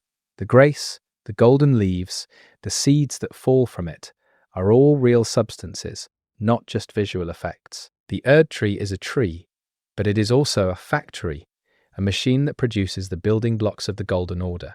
The sacred relic sword is created from the Elden Beast's remembrance. It is a weapon made from a god's corpse, proof that gods are physical beings that can be killed and harvested. The sword's weapon art releases a wave of holy light that obliterates weaker enemies.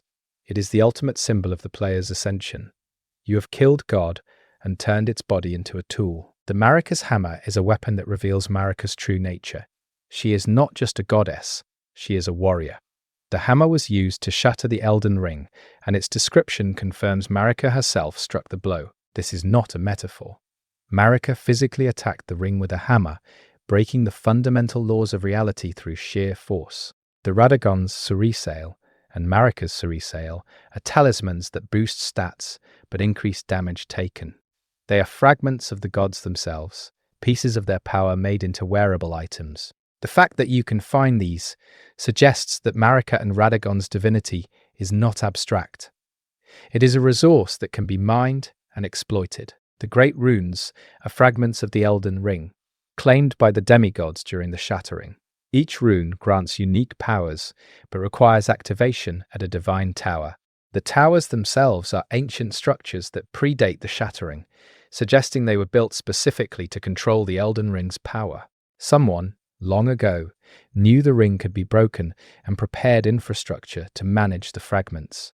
Godric's Great Rune raises all attributes, but is considered the weakest because it does not specialize.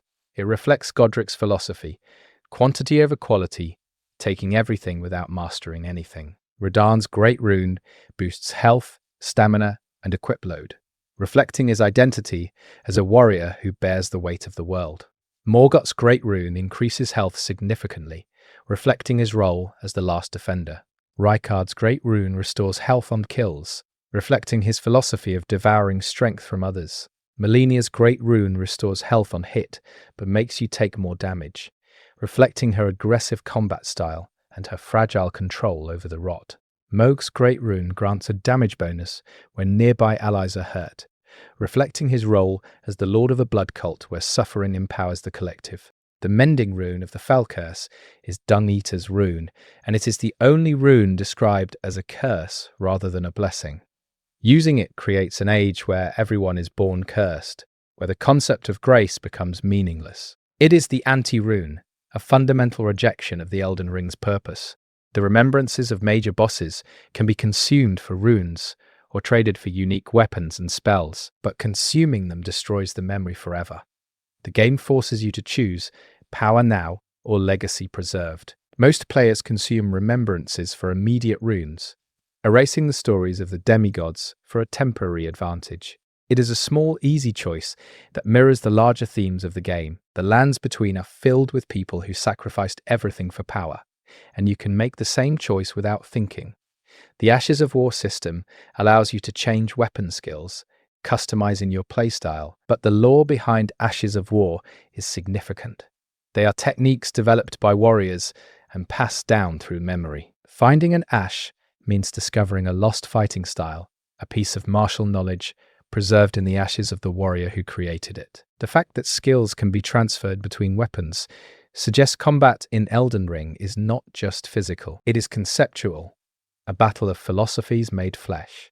The Spirit Ashes system allows you to summon the spirits of the dead to fight alongside you. Roderika's ability to tune these spirits suggests death in the lands between is not final. Souls linger, waiting to be called. The spirits you summon are not illusions. They are real ghosts, bound to the ashes you carry. Using them means conscripting the dead into your war.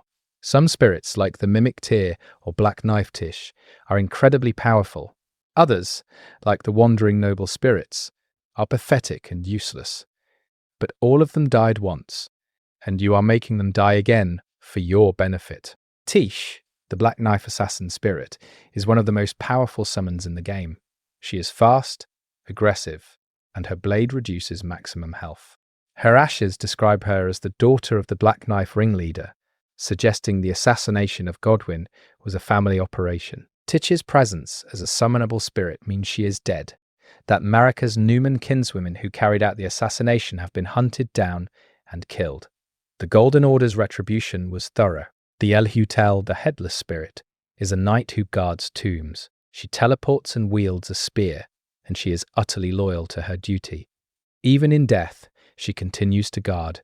She does not know what she is protecting. She does not care. The dead in Elden Ring have purpose because they refuse to let go of it. The Cleanrot Knight Finlay Spirit carried Melina's unconscious body all the way from Caelid to the Halig Tree after her battle with Radahn. This is an unimaginable feat. Caelid is on the opposite side of the continent from the Halig Tree. Finlay walked through war zones, rot-infected wastelands, and hostile territory while carrying a goddess on her back. She did not stop. She did not give up. By the time she reached the Halig Tree, the rot had consumed her, and she died. Malenia never knew. Finlay's loyalty is absolute and unrewarded, one of the purest acts of devotion in the entire game. The Kaiden sellswords are mercenary spirits that fight with dual greatswords.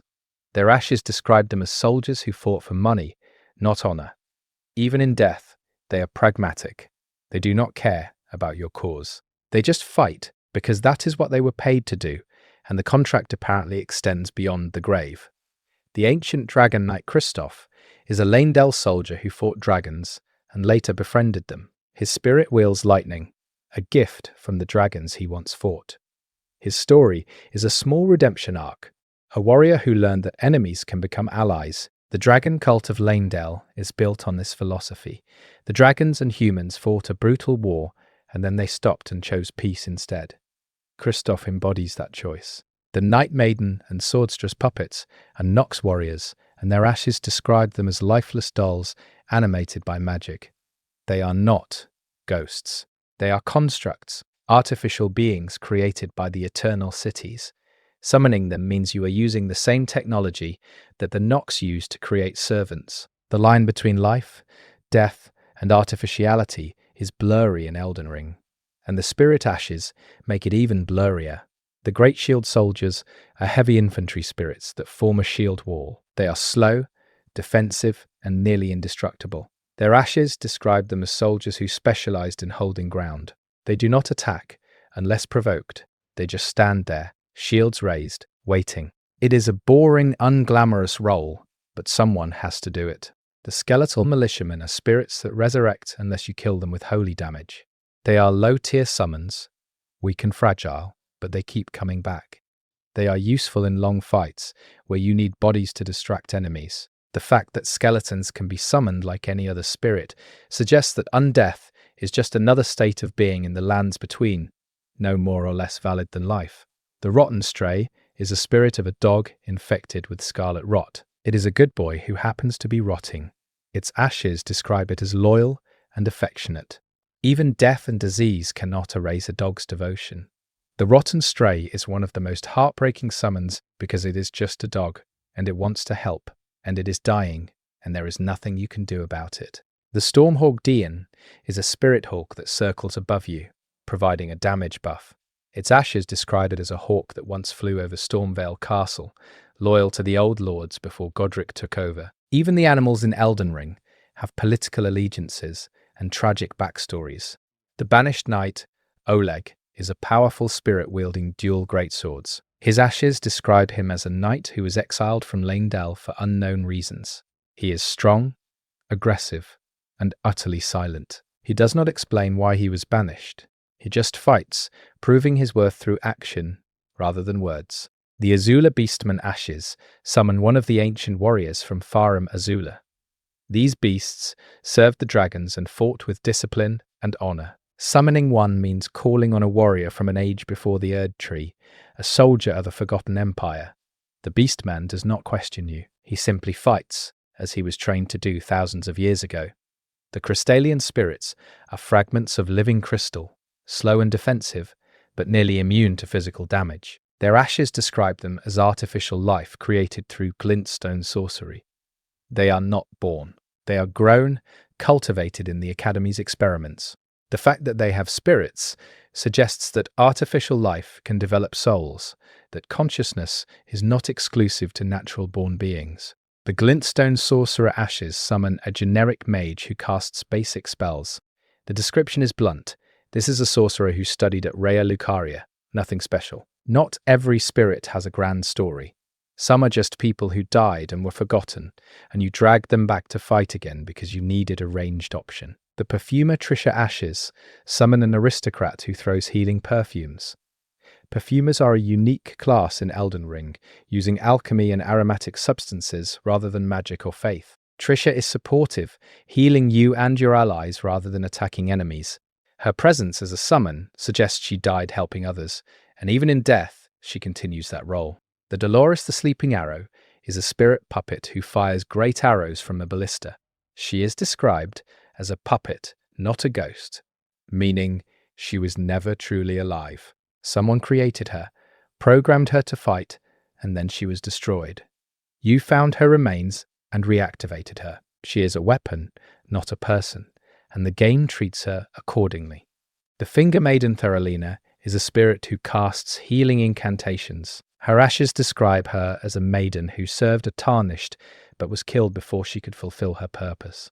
Every Tarnished is supposed to have a maiden, but most maidens are dead. Thoralina is one of them, murdered for reasons the game never explains. Summoning her is bittersweet because she is doing in death what she was never allowed to do in life. The Black Flame Monk Amon ashes summon a warrior who wields black flame. The monks are worshippers of the glow-eyed queen. Continuing her legacy of hunting gods, Amon fought and died, but his faith persists.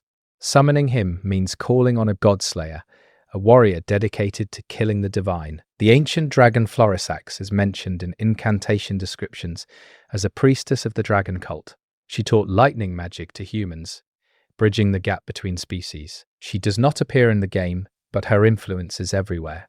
The dragon cult incantations are her legacy, proof that cooperation between humans and dragons was possible. The smithing stones scattered throughout the world are used to upgrade weapons, but their descriptions reveal they are fragments of meteorites, pieces of stars that fell to Earth. Upgrading your weapon means infusing it with cosmic power, making it stronger by incorporating the essence of fallen stars. The strongest stones, ancient dragon smithing stones, are even rarer, tied to the dragons of Farum Azula. These stones are not just materials. They are pieces of history, fragments of ages long past. The golden seeds grow at the base of minor Erd trees scattered across the lands between. These trees are described as saplings of the great Erd tree, attempts to spread its influence, but most of the minor Erd trees are dead or dying. The Golden Order tried to expand, to plant its ideology everywhere, but the saplings could not take root. The failure of the minor Erd trees foreshadows the death of the Erd tree itself. The sacred tears are found in churches dedicated to Marika. They improve the effectiveness of your healing flask. Churches in Elden Ring are places of pilgrimage, shrines where the faithful came to worship. But most churches are abandoned now, empty except for the tears Marika left behind. The tears are literal, described as crystallized sorrow. Marika wept, and her tears became a resource. Even grief is commodified in the lands between. The wondrous physic is a flask that allows you to mix custom effects. The crystal tears you find are alchemical ingredients, each with unique properties. The physics system is tied to the perfumers and the academy, suggesting that alchemy and sorcery overlap in the lands between. Mixing tears allows you to create temporary buffs, and the variety of combinations is immense. The physic is one of the most versatile tools in the game, and finding rare tears becomes a treasure hunt. The Cerulean Hidden Tear eliminates FP consumption for a short time, allowing you to cast infinite spells. This tear is hidden in a difficult location, guarded by powerful enemies. Finding it feels like discovering a cheat code, a broken mechanic that the game deliberately includes. The tear's existence suggests that the alchemists of the lands between discovered ways to break the rules of magic, to create effects that should not be possible. The Stone Barb Cracked Tear makes it easier to break enemy poise. Poise is a hidden stat that determines how many hits an enemy can take before staggering. Breaking poise is crucial in boss fights, and this tear makes it significantly easier. The fact that poise breaking can be enhanced through alchemy is as much about chemistry as it is about skill. The Greenburst Crystal Tear boosts stamina recovery, allowing you to attack and dodge more frequently. Stamina management is critical in Elden Ring, and this tear removes some of that pressure. It is a small buff, but in long fights, it makes a huge difference. The Holy Proof Dried Liver is a consumable that boosts holy damage negation.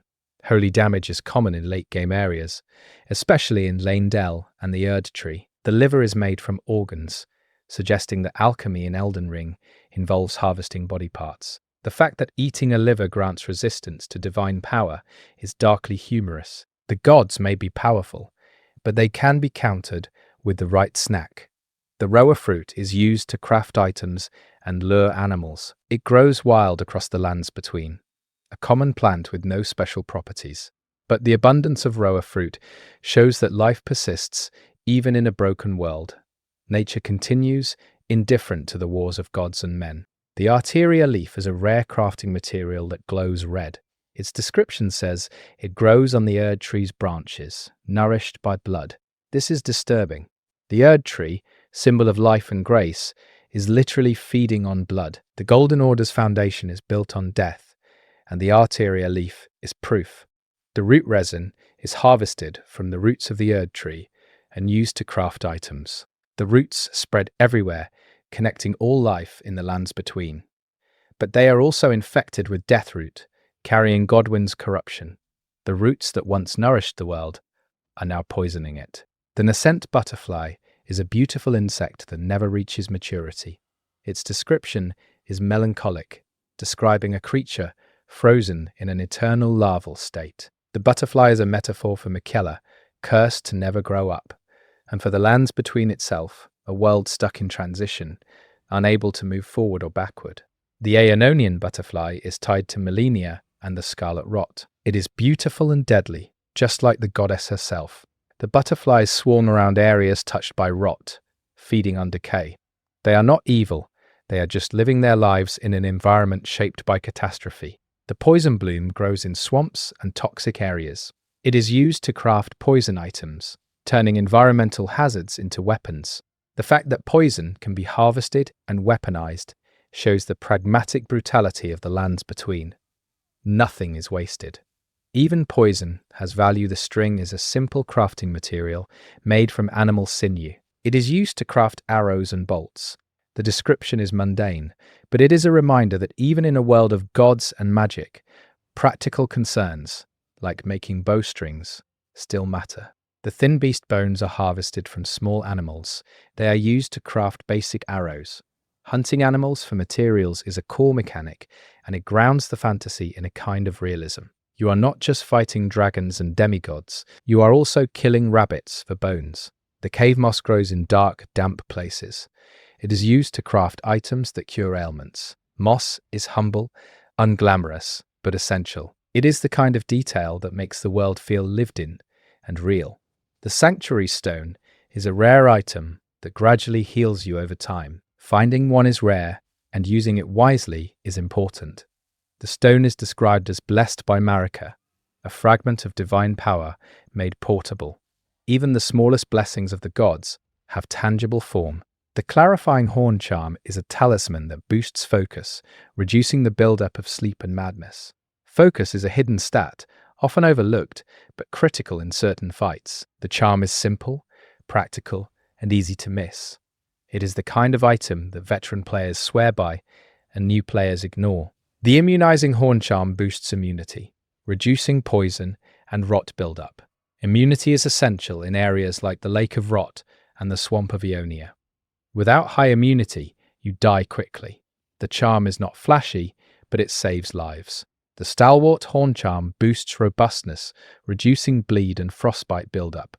Bleed is one of the most dangerous status effects in the game, and many late-game enemies inflict it. The charm is a defensive necessity in these fights. The Flame Drake Talisman reduces fire damage. Fire is common in Volcano Manor, the mountaintops, and against many bosses. The talisman is straightforward and effective, a simple piece of gear that does exactly what it says. The Bolt Drake Talisman reduces lightning damage. Lightning is used by Lane-Dell Knights, dragons, and several major bosses. The talisman is essential for surviving these encounters. The Spelldrake Talisman reduces magic damage. Magic is everywhere in Elden Ring, from sorcerers to enchanted weapons. The talisman is one of the most universally useful defensive items. The Pearldrake Talisman reduces all elemental damage. It is rare and powerful, a talisman that provides comprehensive protection. Finding it feels like a major discovery, a piece of gear that changes how you approach combat. The Dragon Crest Great Shield Talisman reduces physical damage significantly. Physical damage is the most common type in the game, and this talisman makes you noticeably tankier. It is one of the best defensive talismans for melee builds. The ritual pots scattered throughout the world are used to craft throwable items. They are described as sacred vessels used in ancient rituals. The fact that you are using religious artifacts to craft explosives is thematically appropriate for Elden Ring, a game about desecrating the sacred. The cracked pots are common containers used for basic throwables. They are found everywhere, suggesting that pot-based alchemy is a widespread practice. Every culture in the lands between uses pots for something, whether it is storing oil, creating explosives, or performing rituals. The perfume bottles are elegant containers used by aristocrats to store aromatic substances. The perfumes are a unique faction, nobles who use scent and alchemy as both medicine and warfare. Their bottles are beautiful, crafted with care, a stark contrast to the brutal function of the substances inside. The memory stones increase your spell slots, allowing you to memorize more sorceries and incantations. They are found in hidden locations, often guarded by powerful enemies. The stones are tied to knowledge and learning, suggesting that magic in Elden Ring is as much about memory as it is about power. Forgetting a spell means losing access to it, and the stones expand your capacity to remember. The game's lore is vast, fragmented, and deliberately incomplete. From Software does not tell you the full story, they give you pieces, and you assemble the narrative yourself. Every item description, every environmental detail, every NPC dialogue is a clue. The community has spent years piecing together the timeline, the relationships, the hidden connections, and even now, mysteries remain. Who is Melina really? What happened to Miquella in his cocoon? What is the true nature of the greater will? These questions may never be fully answered, and that is intentional. Elden Ring is a world of uncertainty, where truth is subjective and history is written by the victors. You are not meant to understand everything. You are meant to explore, to question, to create your own interpretation. The lands between are yours to discover, and every playthrough reveals something new. The prattling pates are strange items shaped like faces that emit pre-recorded phrases when used. They serve no combat purpose. They exist purely for communication and expression. The "You're beautiful" pate is famously used to save Bok from his tragic transformation. The "Hello" pate can be used to greet NPCs who might otherwise ignore you. The pates are toys, relics from a more peaceful time when people had the luxury of frivolity. Finding them scattered across a war-torn world is bittersweet. Someone once valued these enough to carry them, and now they lie abandoned in ruins. The bewitching branch is a consumable that temporarily turns enemies into allies. It is crafted from materials found near Miquella's Halig tree, and its existence reveals something crucial about Miquella's power. He could compel affection, make people love him whether they wanted to or not.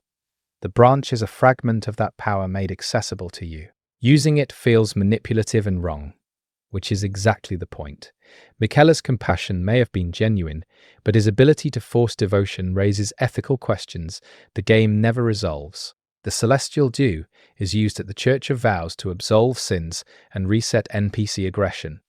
Miriel, the Turtle Pope, guards the church and offers this service without judgment. The dew is described as crystallized starlight, a substance that washes away hostility and anger. The Church of Vows represents forgiveness in a world built on grudges and endless warfare. Miriel's philosophy is simple.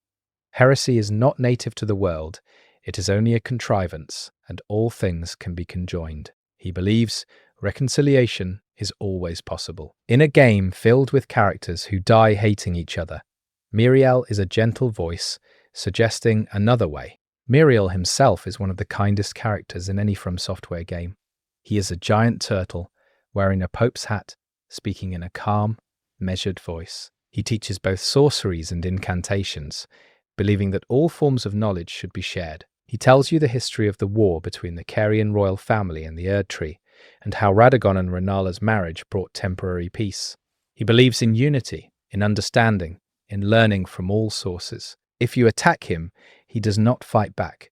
He simply retreats into his shell and endures, refusing to respond to violence with violence. Killing him requires persistence, and if you do, you gain nothing but his bell-bearing. His death is completely pointless, a test of your own cruelty. Most players cannot bring themselves to do it. The Memory of Grace is a consumable that points you toward the nearest site of grace.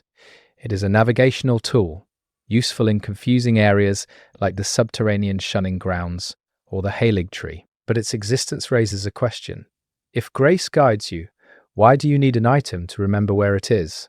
The answer suggests that grace is not always clear, that the path forward is not always obvious. Even the chosen Tarnished can lose their way. The lantern is a tool that provides light without occupying a hand slot. It illuminates dark areas like the Siofra River and Ainsel River. The lantern is practical and unremarkable, but its inclusion shows from software's attention to detail. Dark areas are genuinely dark, and navigating them without light is dangerous. The lantern makes exploration safer, but it also reveals things you might prefer not to see. Some areas are dark for a reason. The telescope allows you to scout distant locations, spotting enemies and landmarks before you reach them.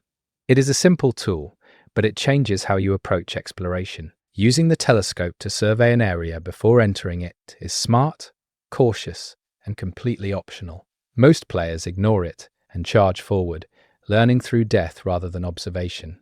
The Margit's Shackle and Moog's Shackle are items that temporarily bind these bosses, making their fights easier. The shackles only work during the first phase, and their existence suggests these bosses were once imprisoned or controlled. Margit is Morgott in disguise, and the shackle binding him may be a relic from his time locked beneath Lanedal. Moog's Shackle is found in the subterranean shunning grounds, the same place where omens were imprisoned. The shackles are not just tools. They are evidence of trauma, chains that once held these characters down. The Mimic's Veil allows you to transform into a nearby object, disguising yourself from enemies. It is a stealth tool, useful for avoiding fights or sneaking past patrols. The veil is tied to the Mimics of Nokron, creatures that can perfectly imitate anything. Using the veil makes you a mimic, adopting their shape-shifting ability. It is absurd and effective, a rare moment of levity in an otherwise grim game. The Sacrificial Twig is a consumable that prevents rune loss upon death. It breaks after one use, sacrificing itself to save your progress. The twig is a fail-safe, insurance against catastrophic loss. In a game where death is frequent and runes are precious, the twig provides peace of mind. Its name, Sacrificial Twig, is literal. The twig dies, so you do not have to lose everything. The Baldachin's Blessing is given to you by Fia when you embrace her. It is a consumable that boosts poise for a short time, but receiving it also applies a debuff, reducing your maximum health until you use the blessing. Fia's Embrace is transactional. She gives you comfort, but it comes with a cost. This mirrors her role in the lore. She offers solace to the dead, but her true goal is to create a world where death is accepted, even embraced. Her kindness is genuine, but it serves her philosophy. The Carrion Filigreed Crest is a talisman that reduces the FP cost of weapon skills. It is a simple, powerful item for builds that rely on weapon arts. The crest is tied to the Carrion royal family, masters of efficient magic use. Their philosophy values precision and economy, using power wisely rather than wastefully. The Warrior Jar Shard is Alexander's talisman, obtained after his death. It boosts the damage of weapon skills, a fitting reward from a warrior who dedicated his life to becoming stronger. Wearing the shard means carrying Alexander's dream forward, honoring his memory through combat. The Companion Jar is a smaller talisman version given by the Jar Bairn in Jarburg. The Child Jar trusts you, sees you as a friend, and offers this gift. It is less powerful than Alexander's shard, but it is given with pure affection. The difference between the two items reflects the difference between earned respect and unconditional love. The Assassin's Crimson Dagger restores health when you land critical hits. It rewards aggressive, risky play, encouraging you to seek out backstabs and ripostes. The dagger is tied to the Black Knife Assassins, warriors who specialized in surgical strikes. Using their talisman means adopting their philosophy. Strike hard, strike fast, and disappear before retaliation. The Lord of Blood's Exaltation boosts attack power when blood loss occurs nearby. It is a talisman for bleed builds, enhancing an already powerful status effect. The Exaltation is Moog's philosophy made into gear. Revel in blood, find joy in wounds, let suffering empower you. It is a disturbing talisman, effective and thematically twisted. The Kindred of Rot's Exaltation boosts attack power when rot occurs nearby. It synergizes with Scarlet Rot builds, particularly for players using Malenia's weapons or rot incantations. The talisman represents the Rot God's philosophy. Decay is not death, it is transformation, and from rot comes new strength. The Axe Talisman boosts charged attack damage. Charged attacks are slow, telegraphed and risky, but they hit extremely hard. The talisman rewards patience and timing, encouraging a methodical approach to combat. It is perfect for strength builds that rely on massive weapons. The Spear Talisman boosts counterattack damage, rewarding you for attacking enemies while they are mid-swing. Counterattacks require precise timing and good spacing. The talisman is for skilled players who can predict enemy patterns and punish them during their recovery frames. The Claw Talisman boosts jump attack damage. Jump attacks are one of the most powerful mechanics in Elden Ring, allowing you to close distance, avoid ground hazards, and deal massive poise damage. The talisman turns jumping into a core offensive strategy, especially for dual-wielding builds. The Arrow's Reach Talisman increases bow range. Bows are often underestimated in Elden Ring, but they are incredibly powerful when used correctly. The talisman allows you to engage enemies from extreme distances, picking them off before they can retaliate. It is essential for archery-focused builds. The Blue Dancer Charm boosts attack power based on how light your equipment load is. It rewards players who stay under 30% equip load, embracing agility over defense. The charm is for naked builds, mages, and anyone who values speed above all else. It is high risk, high reward, a talisman for players confident in their dodge timing. The Red Feathered Branch Sword boosts attack power when health is low. It synergizes with the Ritual Shield Talisman, which reduces damage when health is high. Together they create a playstyle that is always empowered, whether healthy or wounded. The Branch Sword is for aggressive players who live on the edge, constantly flirting with death. The Ritual Shield Talisman reduces damage taken when health is full or near full. It is a defensive staple for any build, providing consistent protection as long as you stay healthy. The shield encourages careful play, rewarding you for avoiding damage rather than tanking it. The Crucible Feather Talisman improves dodge rolls while in heavy armor. Normally, heavy armor makes your rolls slower and shorter, a significant disadvantage. This talisman negates that penalty, allowing you to wear full plate and still dodge effectively. It is a game changer for tank builds. The Crucible Scale Talisman reduces damage from critical hits. Critical hits are devastating, often killing you in one blow. This talisman softens that spike damage, giving you a chance to survive backstabs and ripostes. It is situational but life-saving in PvP. The Crucible Knot Talisman reduces headshot damage. Headshots deal extra damage, and certain enemies like the Ancestral Archers can one-shot you with headshots. This talisman prevents that, making ranged enemies less threatening. The Bullgoat's Talisman greatly increases poise. Poise determines whether you can tank hits without being staggered. High poise allows you to trade blows, absorbing damage while delivering your own attacks. The talisman is essential for Ultra Greatsword and Colossal Weapon builds that rely on hyper armor. The Great Jar's arsenal increases maximum equip load, allowing you to wear heavier armor and weapons without fat rolling. It is one of the most popular talismans in the game, enabling fashion souls and heavy builds alike. The talisman is obtained by defeating 3 NPC invaders outside the Great Jar's location in Caelid, a difficult challenge that tests your combat skills. The Erd Tree's favor increases health, stamina, and equip load. It is a universal talisman, useful for every build. The favor represents the Erd Tree's blessing, a small boost that stacks with other effects. It is not flashy, but it is reliable. The Radagon's Soricel increases 4 attributes, but also increases damage taken. It is a double-edged sword, powerful in the early game, but risky in the late game when enemies hit harder. The Sorceal is Radagon's essence distilled, strength at the cost of vulnerability. The Marika's Sorceal is similar, boosting different attributes, but with the same drawback. The seals represent the duality of the gods. They grant power, but that power comes with consequences. Using both seals makes you statistically stronger, but also dangerously fragile. The Starscourge Heirloom increases strength. It is Radagon's talisman, a simple boost to physical power. Strength builds use it to meet weapon requirements or maximize damage. It is straightforward, effective, and tied to one of the game's most iconic bosses. The Prosthesis Wearer Heirloom increases dexterity. It is tied to Millicent and the Valkyries of Rot, warriors who lost limbs and replaced them with prosthetics. The heirloom represents adaptation, continuing to fight even when your body fails. The Stargazer heirloom increases intelligence. It is tied to the sorcerers of Raya Lucaria, scholars who study the stars. Intelligence builds use it to access high-level spells or boost damage. The Two Fingers heirloom increases faith. It represents devotion to the Golden Order and the Greater Will. Faith builds use it for incantations and holy damage. The Silver Scarab increases item discovery, making rare drops more common.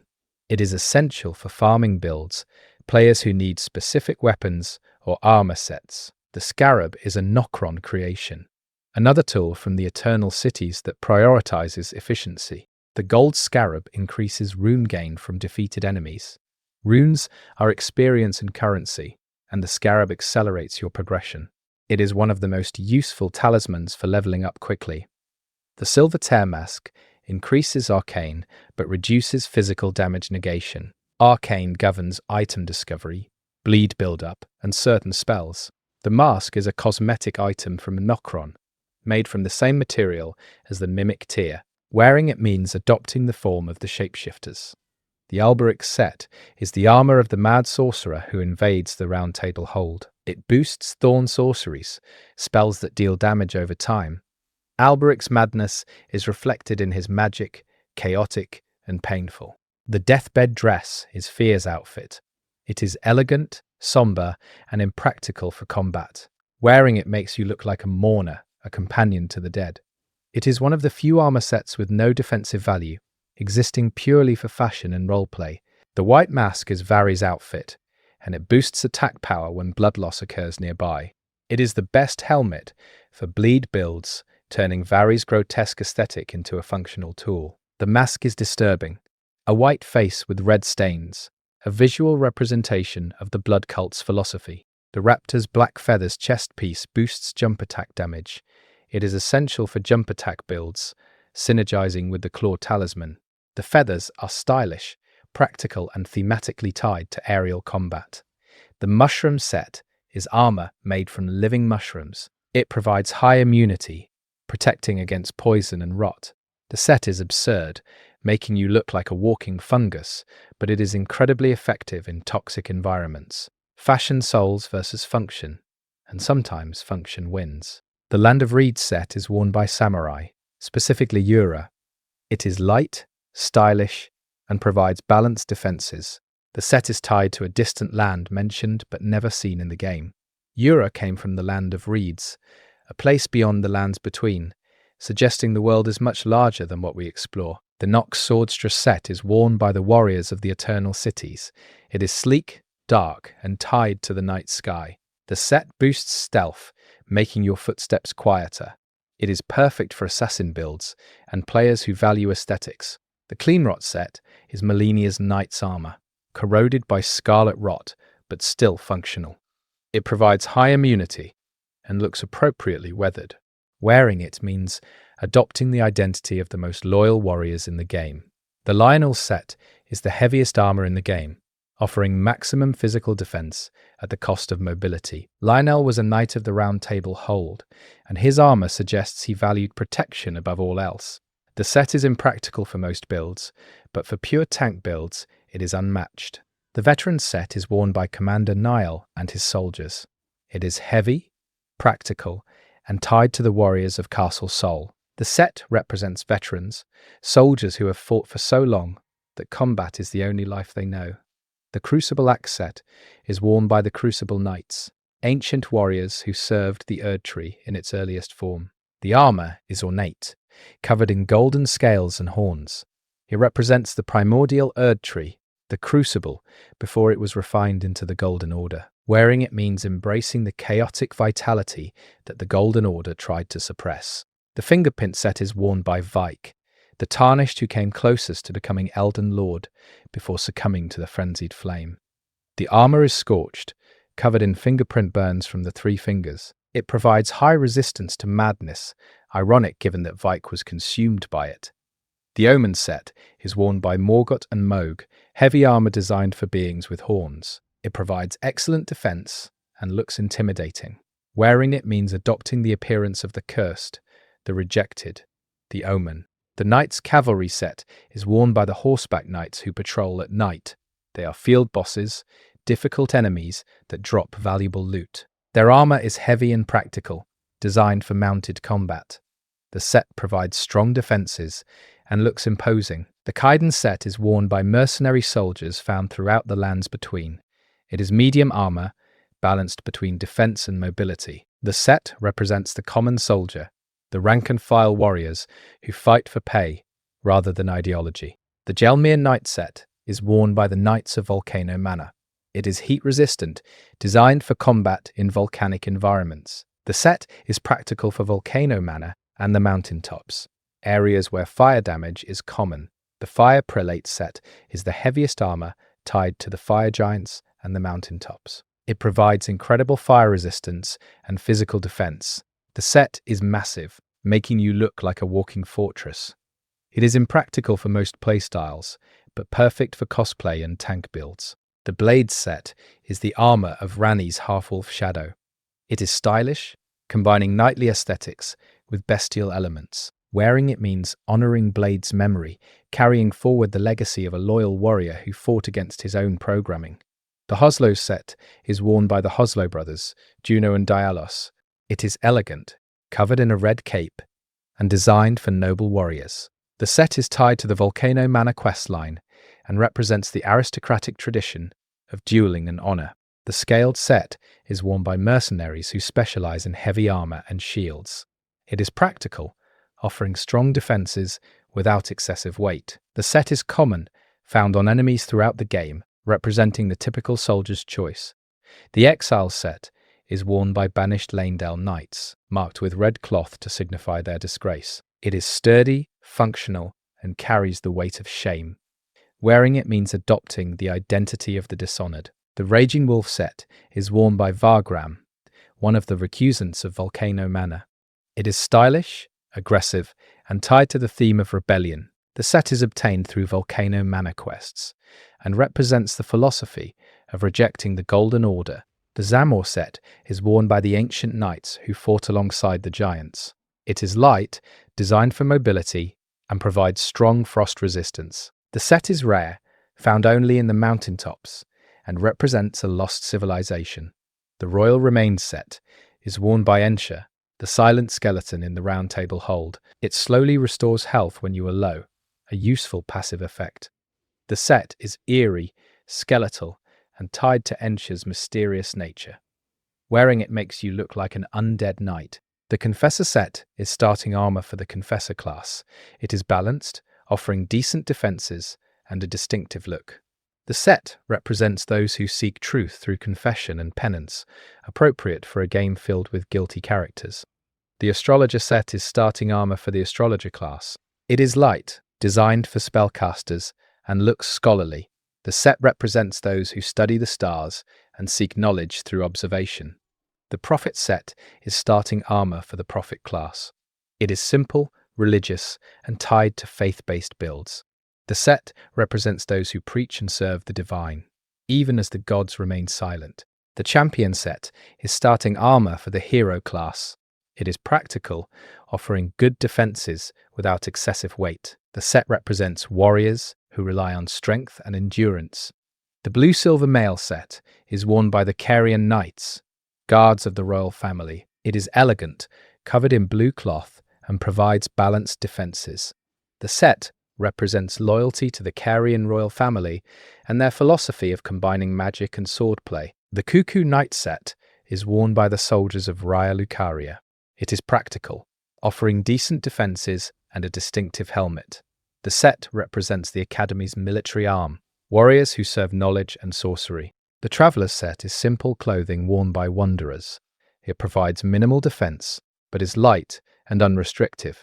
The set represents those who have no allegiance, no army, just the road ahead.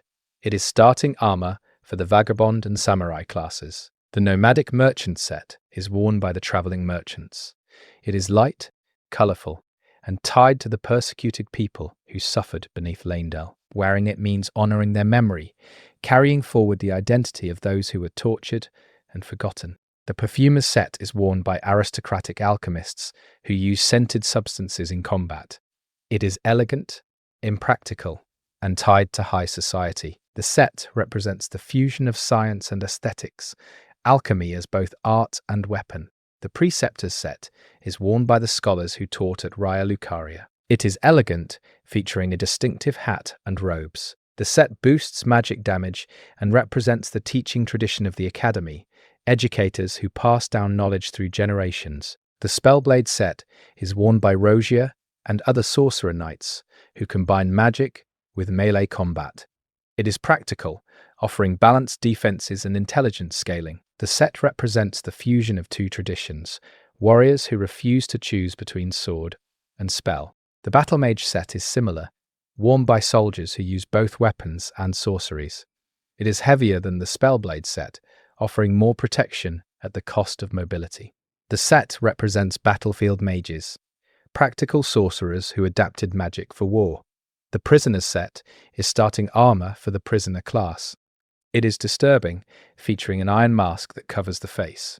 The set represents those who were imprisoned, tortured, and experimented upon. Wearing it means carrying the marks of suffering. The Fingerprint Stone shield is the heaviest shield in the game, offering unparalleled stability and guard boost. It is massive, covered in fingerprint indentations, suggesting it was handled by enormous fingers. The shield is tied to the three fingers and the Frenzied Flame, a tool created by or for an outer god. Using it means wielding divine power as a defensive tool. The Erd Tree Great Shield is a massive shield that can project a barrier of light, blocking incoming spells. It is tied to the Erd Tree Knights, elite defenders of the capital. The shield's weapon art creates a golden wall, turning defense into counterattack. It is one of the most visually impressive shields, glowing with holy power. The Eclipse Crest Great Shield depicts the eclipse that never occurred, Miquella's failed attempt to grant Godwyn true death. The shield is ornate, beautiful, and tragic. It represents a plan that failed, a miracle that never happened. The Jellyfish Shield is a small shield that boosts attack power when raised. It is tied to Aurelia, the sister of the spirit jellyfish you can summon. The questline is simple. Summon the jellyfish near a specific location, and it reunites with its sister. The shield is the reward, a memento of a small, gentle story in a brutal world. The Coil Shield is a serpentine shield that wraps around your arm. It provides good defenses and looks unique. The shield is tied to the serpent iconography of Volcano Manor, another symbol of Rykard's blasphemy. The Sunrealm Shield depicts the eclipse and the sun, tied to Castle Sol and Miquella's ambitions. It is ornate, covered in gold, and represents the hope that the eclipse would bring salvation. That hope was never realized. The Iron Round Shield is a basic shield, practical and unremarkable. It is starting equipment for several classes and represents the common soldier's tool. It is not special, but it gets the job done. The Brass Shield is similar, offering slightly better stability. It is a workhorse shield, reliable and effective. Most players use it through the entire game because it balances weight, stability, and defenses perfectly. The Silver Mirror Shield reflects magic damage back at attackers. It is situational, but powerful against sorcerers. The shield is tied to the sorcery tradition, a tool designed to counter magical threats. The Inverted Hawk Heater Shield is covered in an upside-down hawk symbol, representing the fall of Stormvale Castle's original rulers before Godric took over. It is a historical artifact, a piece of heraldry from a defeated dynasty. The Blue Gold Kite Shield depicts the Carian royal family's colours. It is elegant, practical, and tied to the knights who serve Renala. The shield represents loyalty to the moon, and the Scholar's Tree Tower's Shield is a massive great shield used by Leyndell knights. It depicts the Erd Tree crossed with weapons, symbolizing the fusion of faith and martial strength. The shield is heavy, stable, and represents the capital's defensive philosophy. The Dragon Tower Shield depicts a dragon, representing the alliance between Leyndell and the ancient dragons. The shield is rare, found in specific locations, and represents the dragon cult's legacy. The Distinguished Great Shield is ornate, covered in gold, and tied to the aristocracy of Leyndell. It is heavy, effective, and represents the capital's wealth and power. Nobles carried these shields as symbols of status as much as protection. The icon shield depicts the Erd tree in full bloom. It is a holy symbol, a shield that represents faith itself. Using it means carrying the Erd tree's image into battle, a mobile altar. The one-eyed shield is a grotesque shield featuring a massive eye that shoots fire. It is tied to the fire monks and the flame of ruin. The shield's weapon art launches fireballs, turning defense into offense. It is disturbing, effective, and thematically tied to the suppressed power of the fell god. The visage shield is similar, featuring a roaring lion's face that breathes flames. It is heavy, intimidating, and practical for fire-resistant builds. The shield represents ferocity, using fear as a weapon. The spiked palisade shield is covered in spikes, dealing damage when you block attacks. It is an aggressive defensive tool, punishing enemies for hitting you. The shield represents a philosophy of turning defense into retaliation. The perfumer's shield is small, elegant, and used by the aristocratic alchemists. It is light, practical for quick builds, and represents the perfumer's balance of science and combat.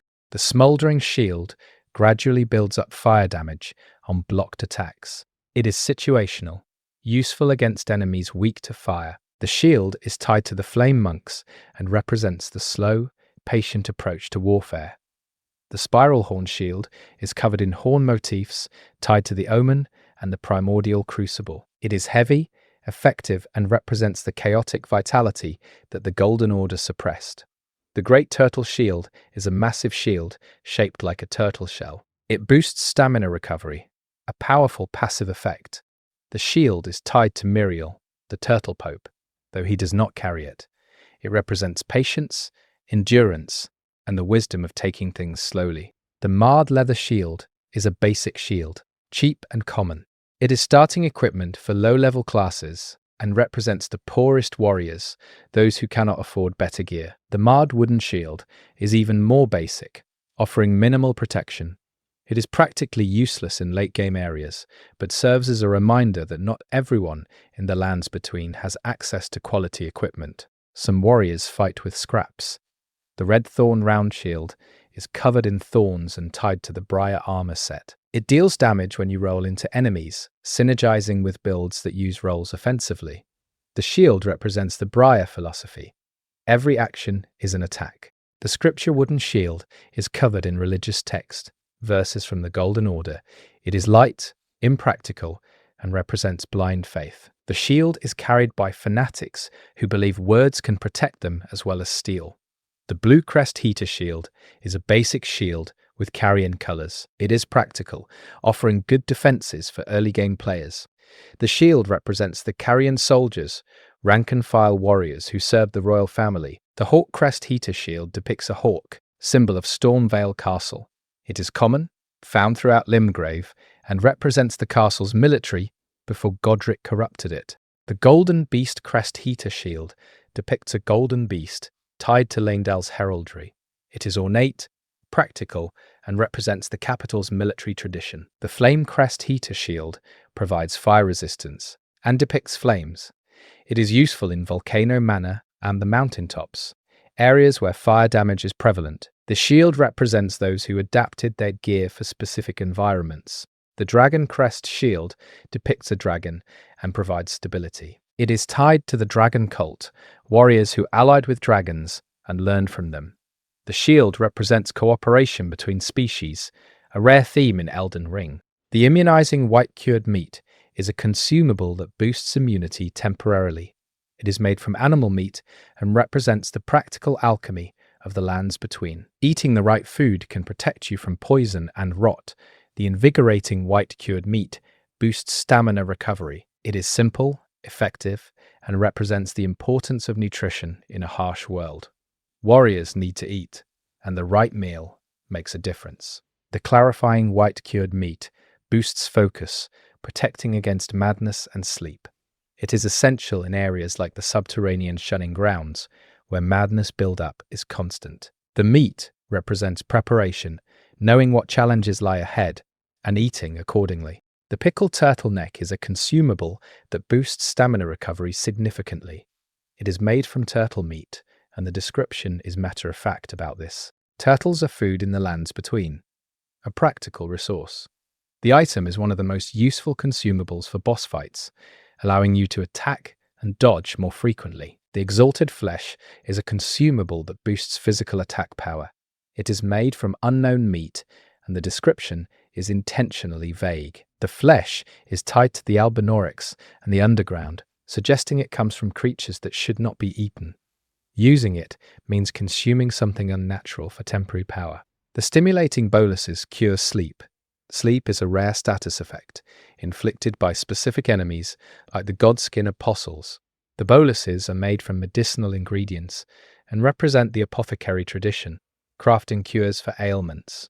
The clarifying boluses cure madness buildup. Madness is deadly, draining your health and FP instantly when the meter fills.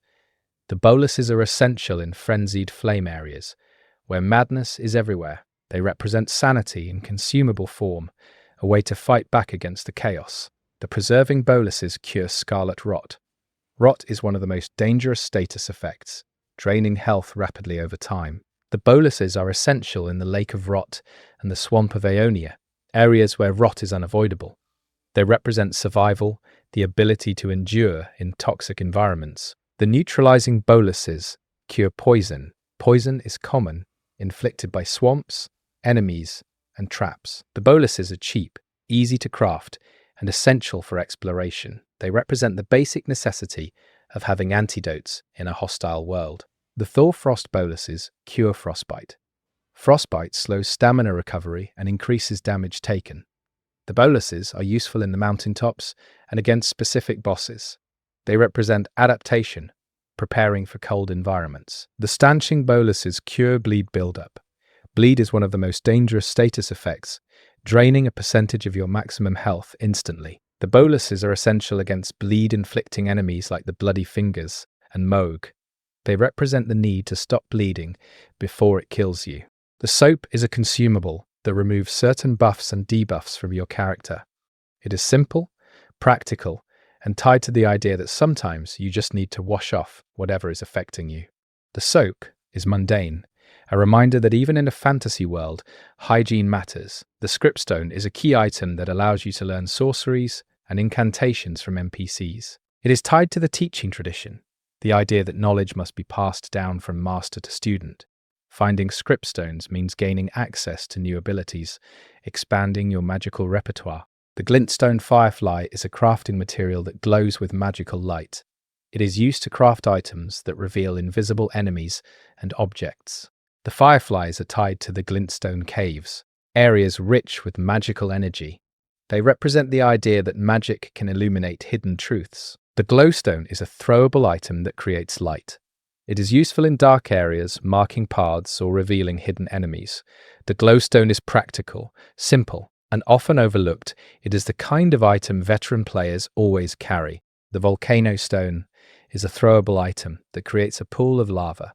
It is situational, useful for area denial or forcing enemies to move. The stone is tied to volcano mana and represents the weaponization of environmental hazards. The roped volcano pot is a throwable that creates a line of lava. It is more versatile than the volcano stone, allowing you to control the direction of the hazard. The pot represents advanced alchemy, turning raw materials into tactical tools. The roped fire pot creates a line of flames. It is similar to the volcano pot, but easier to craft. The pot is useful against enemies weak to fire, and it can ignite flammable objects in the environment. The fire pot is a basic throwable that creates a small explosion of fire. It is one of the most common throwables, useful throughout the game. The pot represents the fundamental principle of alchemy, combining materials to create destructive effects.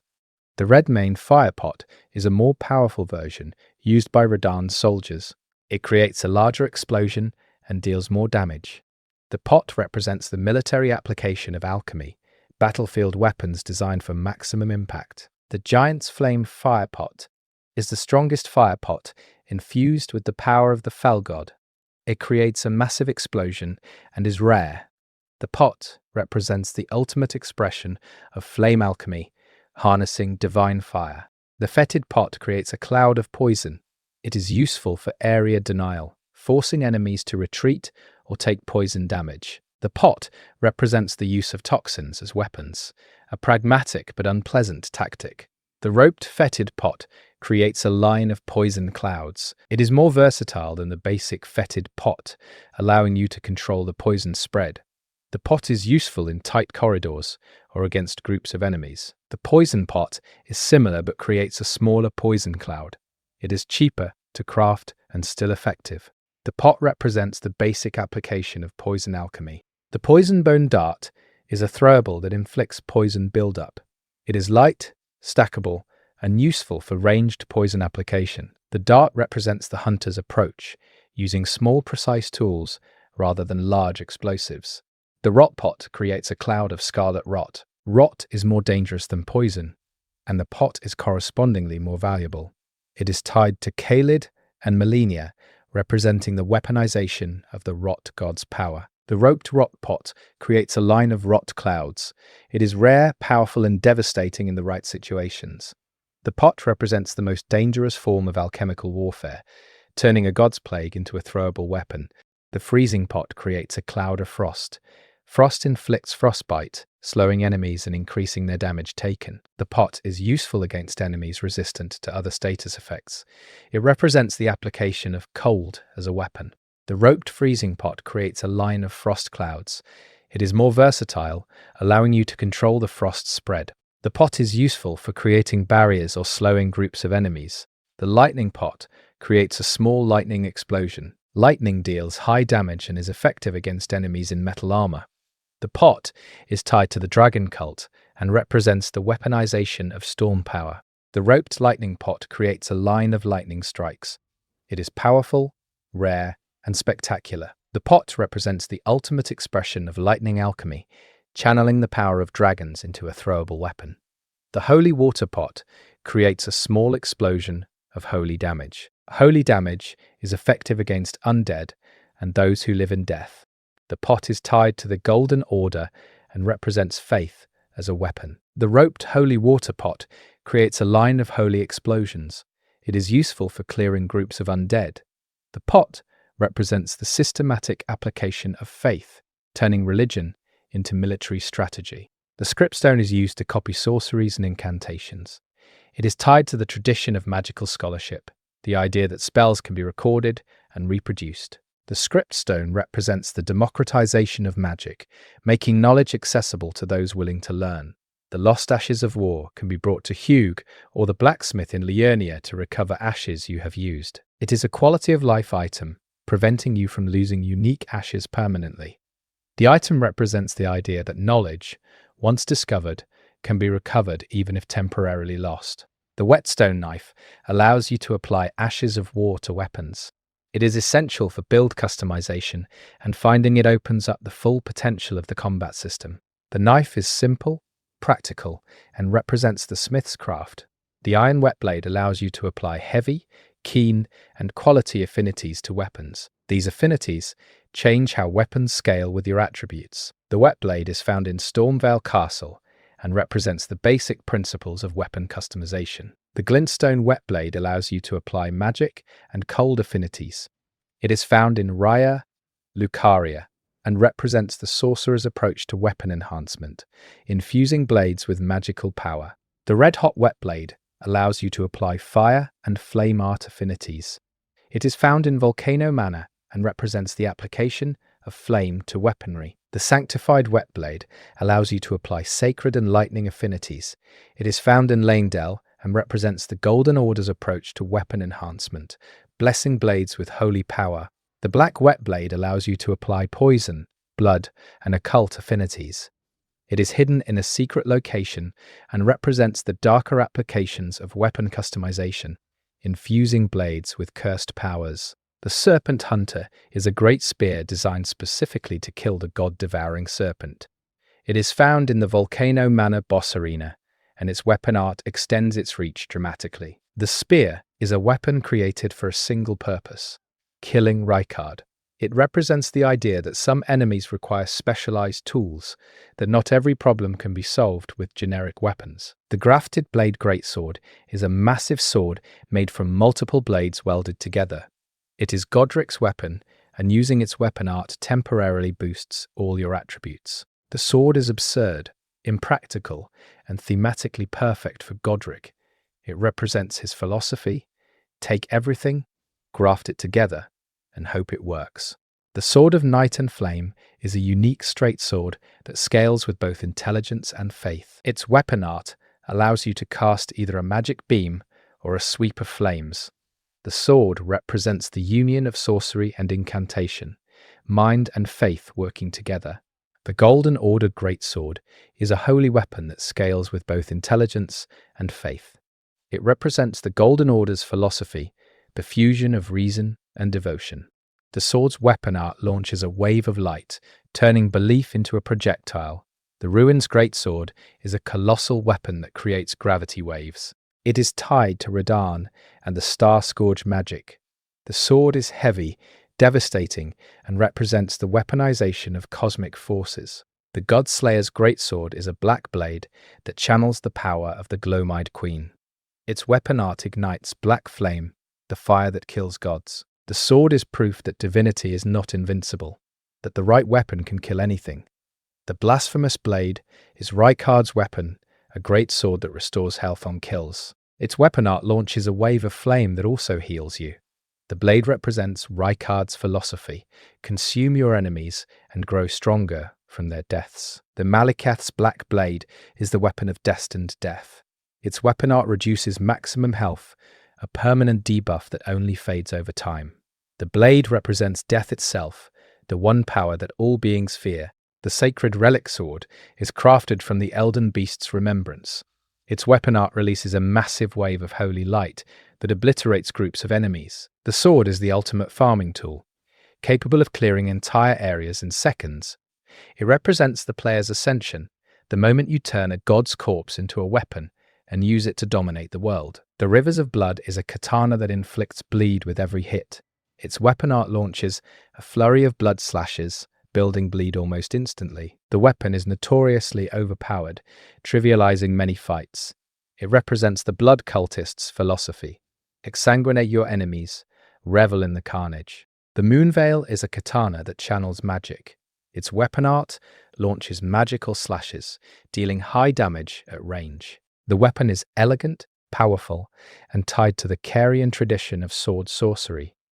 The Nagakiba is a longer katana wielded by Yura. It has extended range and solid damage. The weapon is practical, reliable, and represents the samurai tradition of precision and discipline. The Hand of Millennia is Millennia's katana, one of the longest weapons in the game. Its weapon art replicates her waterfowl dance, a flurry of slashes that covers massive distance. The weapon is difficult to use but devastating in skilled hands. It represents Millennia's combat philosophy: unrelenting aggression, speed over defense. The Eleonora's pole blade is a twin blade that inflicts bleed. Its weapon art creates a spinning attack that builds bleed rapidly. The weapon is tied to Eleonora, a bloody finger invader, and represents the blood cult's martial tradition. The Godskin Peeler is a twin blade wielded by the Godskin Apostles. It is fast, brutal, and effective at building status effects. The weapon represents the Godskin's hunting philosophy: strip away defenses, expose the flesh beneath. The Gargoyle's Black Blades are paired greatswords wielded by the valiant gargoyles. They deal holy damage and look intimidating.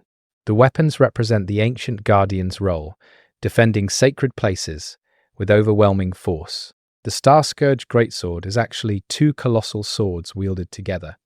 They are Radahn's weapons, and using their weapon art creates a gravity explosion that pulls enemies in. The swords represent Radahn's mastery over gravity, his ability to manipulate the fundamental forces of reality.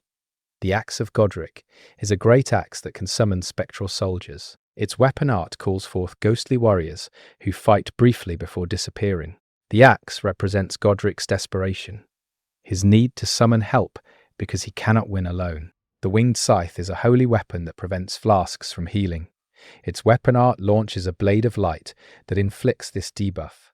The scythe is tied to death, and the Deathbird incantations, representing the Angel of Death philosophy.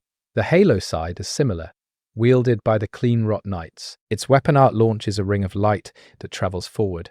The scythe represents the Knights' devotion, fighting with holy power even as rot consumes them. The Grave Scythe is a basic scythe with good reach and damage. It is simple, practical, and tied to the Reaper aesthetic. The scythe represents death as a harvester, cutting down life like wheat. The Bolt of Gransax is a legendary spear that fell into Leyndell during an ancient war. Its weapon art launches a lightning bolt, replicating the ancient dragon's attack. The spear is proof that dragons once assaulted the capital, that Leyndell's dominance was not always absolute. The Vike's War Spear is a great spear that inflicts madness. Its weapon art charges forward with the spear wreathed in yellow flame.